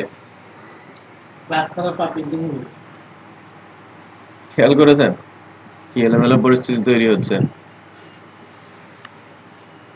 পসিবল না। হ্যাঁ, আপনি মডিফায়ার কোথায় বসাতে পারবেন? যদি সে থাকে ক্লাসের আন্ডারে। ক্লিয়ার? ওকে, সো এই যে ক্লাস সিনট্যাক্স সে দিয়েছে কবে? পিএসপি 5 এ 2005 সালে। তার আগ পর্যন্ত এই class, inheritance, encapsulation, interfacing, name spacing কোনো কিছুই ছিল না। ওকে, তো এতটুকু বুঝতে পারছি যে আমরা অবজেক্টের মাধ্যমে কোন ফাংশনগুলোর অ্যাক্সেস পেয়ে থাকি? Public function. অলওয়েজ মনে রাখবেন কোন ফাংশন? Public function. এখন আসি ভেতরে। আমি তো ওনার, রাইট? এই ক্লাসের ওনার কি আমি না? রাইট? আমি যখন ক্লাসের ভেতরে আছি, একদম ভেতরে, ভেতর থেকে ভেতরের কোনো ফাংশনকে যদি আমি অ্যাক্সেস করতে চাই, সেক্ষেত্রে কোনো সমস্যা নেই। আমি ডিফ থেকে চাইলে রিমাইন্ডার, রিমাইন্ডার থেকে চাইলে মাল্টিপ্লিকেশন, ডিফ থেকে চাইলে মাল্টিপ্লিকেশন, রাইট? আমি রিমাইন্ডার থেকে চাইলে মাল্টিপ্লিকেশন, মাল্টিপ্লিকেশন থেকে আমি ডিফ, মাল্টিপ্লিকেশন থেকে আমি রিমাইন্ডার, যেমন ভাবে আপনি করতে পারেন, পারমুটেশন, কম্বিনেশন, রাইট? 3 এর সেটাই আপনি করতে পারেন। তার মানে আমি চাইলে মাল্টিপ্লিকেশন থেকে ডিভিশন, রিমাইন্ডার কল করতে পারি। আমি ডিভিশন থেকে রিমাইন্ডার, মাল্টিপ্লিকেশন কল করতে পারি যদি প্রয়োজন পড়ে আমার, রাইট? তো আমি কোনো একটা কিছু বানাতে চাচ্ছি, যে লাইক আমি একটা স্কোয়ার শেপ বানাতে চাচ্ছি যার 4টা কর্নার আছে। তো আমি কর্নার গুলো একটা ফাংশন দিয়ে, আর স্কোয়ার শেপটা আমি একটা ফাংশন দিয়ে বানিয়েছি, এবং দুইটাকে এক জায়গায় করে কর্নার গুলো আর স্কোয়ার শেপ বসে সুন্দর একটা আউটপুট জেনারেট করে দিয়ে দিলাম। সো যেটা আমি আউটপুট জেনারেট করলাম সেই ফাংশনটাকে ডিভ, বাট কর্নার আর স্কোয়ার দুটো ফাংশন কি হয় প্রটেক্টেড না হলে কি প্রাইভেট। ম্যাক্সিমাম কেসে হয়ে থাকে প্রাইভেট ফাংশন। প্রটেক্টেড খুব রেয়ার কেসে হয় যদি আমার কোনো চাইল্ড থাকে। দুজনের বিহেভিয়ার কিন্তু সেম, প্রটেক্টেড আর প্রাইভেটের behaviour same, almost same. So হাইট থাকবে বাইট থেকে, প্রটেক্টেড কি বাচ্চা কাচ্চা ইউজ করতে পারবে আর প্রাইভেট সেটা পারবে না বাচ্চা কাচ্চারা, রাইট? সো আমার যদি কোনো চাইল্ড না থাকে সেখানে প্রটেক্টেড রাখার কোনো মানে আছে নেই। তো আরেকটু এক্সাম্পল আস্তে আস্তে করে আরো ক্লিয়ার হবে আর কি। তো আমি যদি দেখি যে ক্লাসের ভেতর থেকে কিভাবে ফাংশন অ্যাক্সেস হয়, ক্লাসের নিজস্ব অবজেক্ট বলা হয়ে থাকে দিস কে, ডলার দিস, এটা ডিফাইন করার আপনার কোনো দরকার নেই। যে কোনো ক্লাস বানাবেন ডলার দিস হচ্ছে ওই ক্লাসের অবজেক্ট। আমি ক্লাস এ, ক্লাস বি, ক্লাস সি যে কোনো ক্লাসেই যাই না কেন, ওই ক্লাসের যদি নিজস্ব অবজেক্ট বলা হয় সেটাকে কি বলা হবে? Dollar this. একটু খেয়াল করেন। এবার দেখেন আমি দিস দিয়ে আমি ডিভ, দ্যাট মিন্স আমি নিজেকেও কল করতে পারছি। মাল্টিপ্লিকেশন, তার সামনে কি আছে? তালা আছে, দ্যাট মিন্স এটা প্রোটেক্টেড ফাংশন। আর রিমাইন্ডার, এটা চাবি, সো এটা হচ্ছে প্রোটেক্টেড ফাংশন। সো এটা আমার প্রাইভেট, এটা আমার প্রোটেক্টেড, আর তার সামনে কোনো নোট নেই, সো এটা পাবলিক। সো আমি তার মানে কি করছি, আমি এখান থেকে ডিভিশন থেকে রিমাইন্ডার মাল্টিপ্লিকেশনকে কল করতে পারি। সো দিস অবজেক্ট দিয়ে আমি যে কোনো ফাংশন থেকে যে কোনো ফাংশনকে কল করতে পারি ওই ক্লাসের মধ্যে, ক্লিয়ার?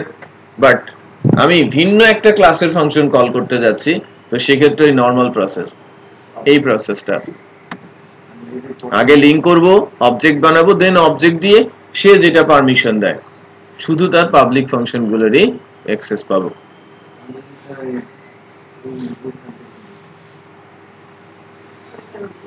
আমি যদি প্রোটেক্টেড যেটা আছে সেটা ল্যাপটপটাকে যদি পাবলিকে অ্যাক্সেস দিই সেটাতে আমি অবজেক্ট পাবো। স্যার দিস দিয়ে যদি অ্যাক্সেস করতে চাই, একটা তো তালা রেখে একটাতে চাবি রাখতে হবে। ঠিক আছে, এখন চাবি যেটা দেখায় এটা হচ্ছে আমার প্রোটেক্টেড, আর তালাটা হচ্ছে প্রাইভেট। তাহলে আমি প্রোটেক্টেডটা কি ইউজ করতে হবে? প্রোটেক্টেড ইউজ করার নিয়ম আছে। আপনার যদি চাইল্ড থাকে দেন, আচ্ছা, আপনার যদি চাইল্ড না থাকে দেন প্রোটেক্টেড এর কোনো দরকার নেই। সো চাইল্ড আমার ইউজ করতে হবে। আর প্রাইভেটটা শুধুই নিজের, শুধুই নিজেই পারবো, অন্য কেউ পারবে না। ওটার এক্সাম্পল আমি দিচ্ছি, ক্লিয়ার হবে। দেখেন কিছুক্ষণের মধ্যে আমি রিমাইন্ডার পাবো। দেখেন আমি ডিভ কে কল করেছি, এখন আউটপুট আসবে দুইটা, একটা হচ্ছে ইন ডিভিশন ফাংশন, আরেকবার আউটপুট আসবে ইন রিমাইন্ডার ফাংশন। সেভ করি নাই? ও এটা তো রিটার্ন করা আছে না?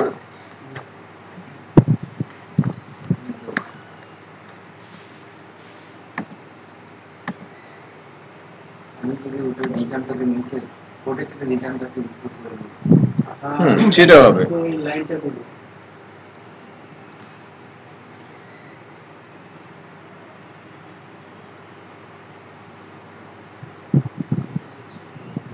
Unreachable statement.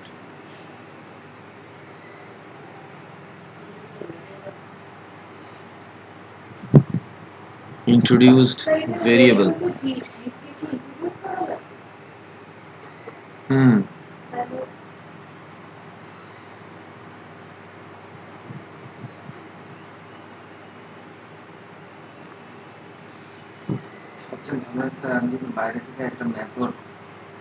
দাঁড়ান না, আমি এটাকে কল করছি, এই রিটার্ন করে গেছে, দ্যাটস ওয়াই পাচ্ছে না। কোনো একটা ফাংশন যদি কোনো কিছু রিটার্ন করে দেয়, দ্যাট মিন্স সেখান থেকে সে বের হয়ে যায়। এই প্রবলেমটা এখান থেকে জেনারেট হয়েছে। রিটার্নটা এটাই করি। হ্যাঁ দেখেন, না ইকো করি আমি, বেটার। ওকে, এখানেও আমি ইকো করি। দেখেন রিটার্নটা তুলে দেওয়ার পর কিন্তু আমার এখানে ওপেন আছে। হ্যাঁ, কারণ আমি যখন রিটার্ন করছি দ্যাট মিন্স আমি এখান থেকে বের হয়ে যাচ্ছি, আমার কাজ শেষ, আমি চলে যাচ্ছি। দ্যাটস ওয়াই সে নিচেটা এক্সিকিউট করছে না। সো এখান থেকে যায়, এটা ইকো এখানে দেওয়াই আছে, বা জাস্ট কল করি, এখন ইকো এখানে দেওয়ার দরকার নেই কারণ ইকো তো ফাংশনের ভেতরে আছে। এবার কাজ করব, ঠিক আছে। So in division function, in reminder function, so আপনি এখানে আমি যদি বলি যে চেয়ার টেবিল এবং তার উপরে ল্যাপটপ লাগবে, রাইট, এটা সাজানো কিছু। সো আমি এক জায়গায় আমার ল্যাপটপ বানিয়ে রেখেছি, এক জায়গায় টেবিল আর এক জায়গায় চেয়ার, আর এই তিনটাকে সুন্দর করে অর্গানাইজ করে প্রেজেন্ট করার জন্য আমি একটা ফাংশন লিখেছি ডিসপ্লে ডেস্ক, রাইট। সো আমি ল্যাপটপ এক জায়গায় করা আছে, ওইটা আমার প্রাইভেট ফাংশন, রাইট। আমার চেয়ার এক জায়গায় বানানো আছে, ওটা আমার প্রাইভেট ফাংশন, এবং টেবিল এক জায়গায় বানানো আছে, ওটা আমার protected function, for example. Clear? So ওই তিনটা ফাংশনই কিন্তু আমি আমার এই পাবলিকের মধ্যে ইউজ করে সুন্দর একটা ডেস্ক বানিয়ে দিতে পারি।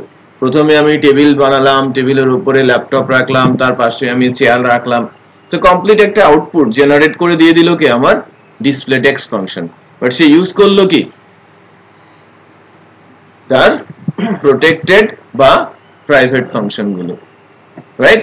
সে সরাসরি ল্যাপটপকে ওপেন করছে না, কেউ যেন এটাকে ইউজ না করতে পারে। আমি বলছি না আমার এটা ইউজ করতে দেওয়ার আমি কাউকে এখতিয়ার রাখছি না, এটা আমি কেউ ইউজ করতে দিব না কাউকে। হ্যাঁ, টেবিলকে আমি ইউজ করতে দিব না, বা চেয়ারকে আমি কাউকে ইউজ করতে দিব না। বাট একটা জিনিস খেয়াল করেন, আমি বলেছি টেবিলটা প্রোটেক্টেড, তার মানে আমার যদি চাইল্ড থাকে তাহলে টেবিলটা সে অ্যাক্সেস করতে পারবে, ইউজ করতে পারবে তার ক্লাস থেকে, রাইট। সো বিষয়টা বুঝতে পেরেছেন যে আমি পাবলিকের মধ্যে থেকে বা আমি যে কোনো ফাংশন থেকে যে কোনো ফাংশনকে অ্যাক্সেস নিতে পারি, বাট আলটিমেটলি আউটপুটটা ডিসপ্লে করে কোনটা, পাবলিক ফাংশন, যেটা বাইরে থেকে অ্যাক্সেস হয়, রাইট। প্রোটেক্টেড ফাংশনগুলোকে বাইরে থেকে অ্যাক্সেস করার কোনো সুযোগ নেই। আমি মনে করব যে লাইক আমি যখন একটা প্রজেক্ট ডেভেলপ করছি, প্রজেক্টের রিউজ ফ্যাক্টর যেগুলো, যে বাইরে থেকে রিউজ করতে হলে সেগুলোকে আমি পাবলিক করে রাখবো, আর ভেতর থেকে রিউজ যেগুলোকে করব বা সিকিউর করে রাখতে চাইবো সেগুলোর সামনে আমি প্রাইভেট বসিয়ে দেব, ঠিক আছে, অথবা আমি প্রোটেক্টেড বসিয়ে দেব সিকিউরিটি পারপাসে, ক্লাস কোডের সিকিউরিটি পারপাসে। কিছুটা কন্ট্রাডিক্টরি সিচুয়েশন আছে প্রোটেক্টেড এবং প্রাইভেট নিয়ে, এটা আরেকটু ক্লিয়ার হয়ে যাবে নেক্সট এক্সাম্পলে, রাইট। স্যার দিস দিয়ে যদি আমরা করি তাহলে তো আর এটা প্রোটেক্টেড করে কোনো লাভ নেই। এটা তো ক্লাসের ভেতরে, ক্লাসের ভেতরে, বাইরে থেকে তো আপনি অ্যাক্সেস করতে পারছেন না। দিস দিয়ে এখন যদি আমি বাইরে থেকে কল করি ডিভে, তাহলে কিন্তু আলটিমেটলি আমার এই আপনি তো পাচ্ছেন কাকে, ডিভ কে, রাইট। ডিভের আউটপুট পাচ্ছেন, ডিভ কে অ্যাক্সেস করতে পারছেন, আপনি তো রিমাইন্ডার ডিভের মধ্যে থেকে অ্যাক্সেস হচ্ছে। এখানে যদি রিটার্ন দিয়ে দিই তাহলে প্রোটেক্টেড ফাংশন যদি আমি পাবলিক ফাংশনের ভিতরে রাখি, তাহলে আর ওই পাবলিক ফাংশন, তাহলে প্রোটেক্টেড তো পাবলিক হয়ে গেল না, প্রোটেক্টেড পাবলিক হলো না।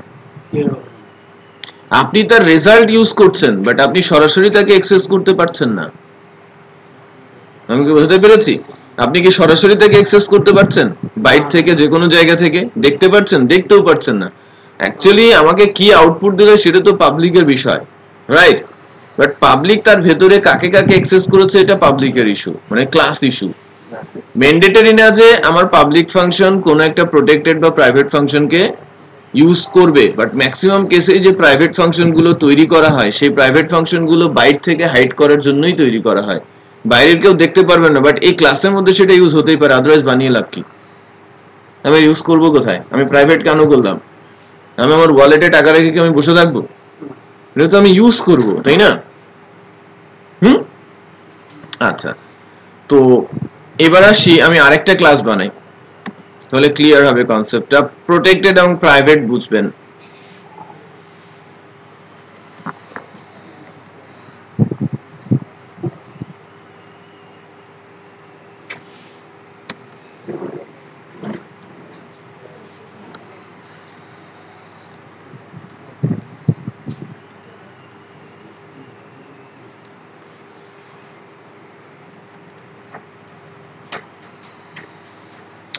ওকে, টিচার না বলে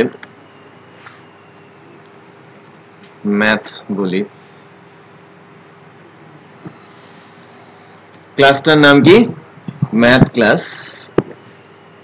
এখানে একটা পাবলিক ফাংশন দেই,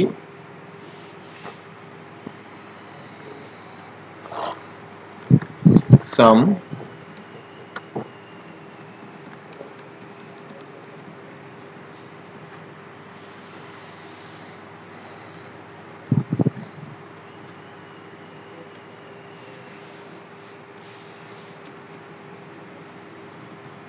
sub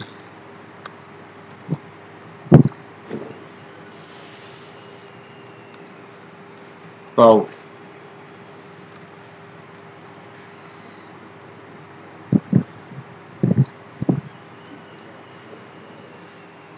protected private ঠিক আছে সো একটু খেয়াল করেন ম্যাথ ক্লাস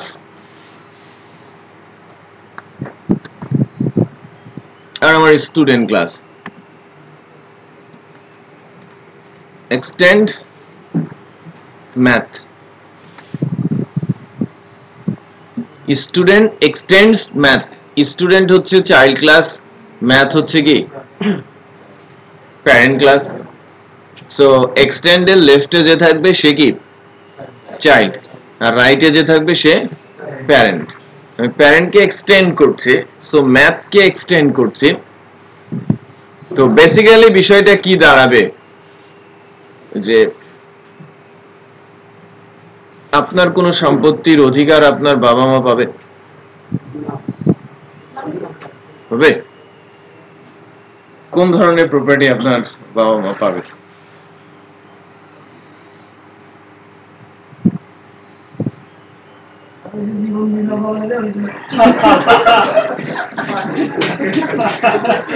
জীবন বীমা আচ্ছা এই সম্পর্কে ধারণা আমার খুব কম বাট এই প্রপার্টিটা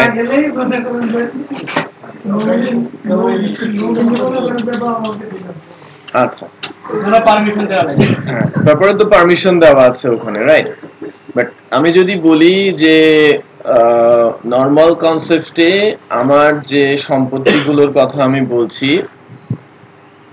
আমার পাবলিক প্রপার্টি আমার প্রোটেক্টেড এবং প্রাইভেট প্রপার্টি পাবলিক প্রপার্টি হ্যাঁ এই প্রপার্টি গুলোর এক্সেস আমার প্যারেন্টসরাও পাবে না সরাসরি যদি সে নরমাল ইউজারের মতো পাবলিক ইউজার হয় পাবলিক প্রপার্টির এক্সেস সে পেতে পারে পারমিশন নিলে প্রোটেক্টেড বা প্রাইভেট প্রপার্টির এক্সেস সে পাবে না বাট আমরা যখন তাদের চাইল্ড আমরা তার প্রোটেক্টেড প্রপার্টিরও অংশীদার রাইট চাইল্ড বাবা মার প্রোটেক্টেড প্রপার্টি এবং পাবলিক প্রপার্টির কি অংশীদার আর উল্টোটার ক্ষেত্রে প্যারেন্ট চাইল্ডের পাবলিক পেতে পারে পারমিশন সাপেক্ষে আইন অনুযায়ী শরিয়া আইন অনুযায়ী সেটা বুঝতে পারছি সুন্দর করে বলা আছে যে বাবা মা চাইলেও প্যারেন্ট মানে বাচ্চার কোনো সম্পত্তির অধিকার তারা পাবে না নেই নিয়মে নেই বাট ছেলেরা মানে বাচ্চা কাচ্চা তার সম্পত্তির অধিকার পাবে ঠিক আছে সো এখান থেকে ম্যাথ ক্লাস চাইলেও স্টুডেন্ট ক্লাসের কোনো কিছু অ্যাক্সেস করতে পারবে না রাইট যদি ম্যাথ ক্লাস স্টুডেন্ট ক্লাসকে অ্যাজ এ ক্লাস হিসেবে ধরে তার পারমিশন নেয় দেন পসিবল তারপরেও কি শুধু পাবলিক অ্যাক্সেস করতে পারবে ওটা পরে বাট এখন দেখি যে আমার স্টুডেন্ট চাইল্ডের চাইল্ড হিসেবে আছে কার ম্যাথের তো ম্যাথের মধ্যে যখন আমি যে কোনো ফাংশন থেকে যদি আমি দিস বলি তাহলে কি দাঁড়াচ্ছে এই ক্লাসের ডিভিশন মাল্টিপ্লিকেশন রিমাইন্ডার এবং প্যারেন্ট ক্লাসের সাবট্রাকশন এবং সামকে পাচ্ছি সাবট্রাকশনটা কি প্রোটেক্টেড এবং সামটা কি পাবলিক তারপরে আমি চাইল্ড আমার সবকিছু তো আমি পাচ্ছি সাথে সাথে আমি আমার প্যারেন্টের পাবলিক কেও পাচ্ছি প্রোটেক্টেড কেও পাচ্ছি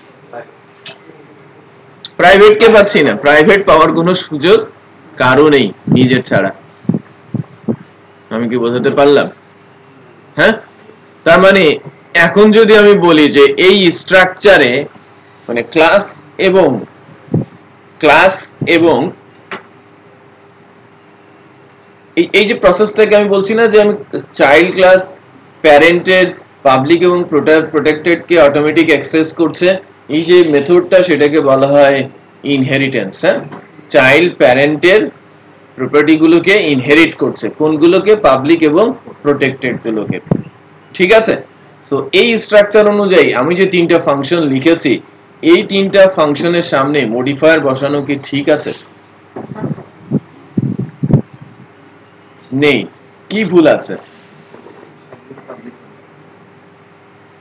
ম্যান্ডেটরি তো না এই সবগুলো পাবলিক করা। যখন আমি এনক্যাপসুলেশনে যাব তখন প্রোটেক্টেড প্রাইভেট ব্যাপারটা ইনহেরিটেন্স এগুলো সব পাবলিক না, এখানকার স্ট্রাকচারাল প্রবলেম হচ্ছে যে আমি যে স্টুডেন্ট ক্লাস বলছি, এই স্টুডেন্ট ক্লাস চাইল্ড ক্লাস, জি তার তো কোনো চাইল্ড নেই।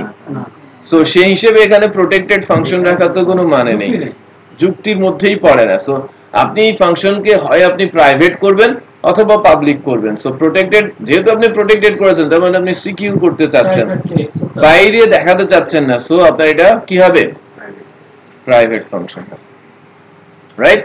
সো চাইল্ড ক্লাসের মধ্যে কোনো প্রোটেক্টেড ফাংশন থাকবে না যদি না তার আবার চাইল্ড থাকে, রাইট? সো কোনো ক্লাস যদি প্রোটেক্টেড ফাংশন হোল্ড করে, দ্যাট মিন্স ওই ক্লাসের কি আছে?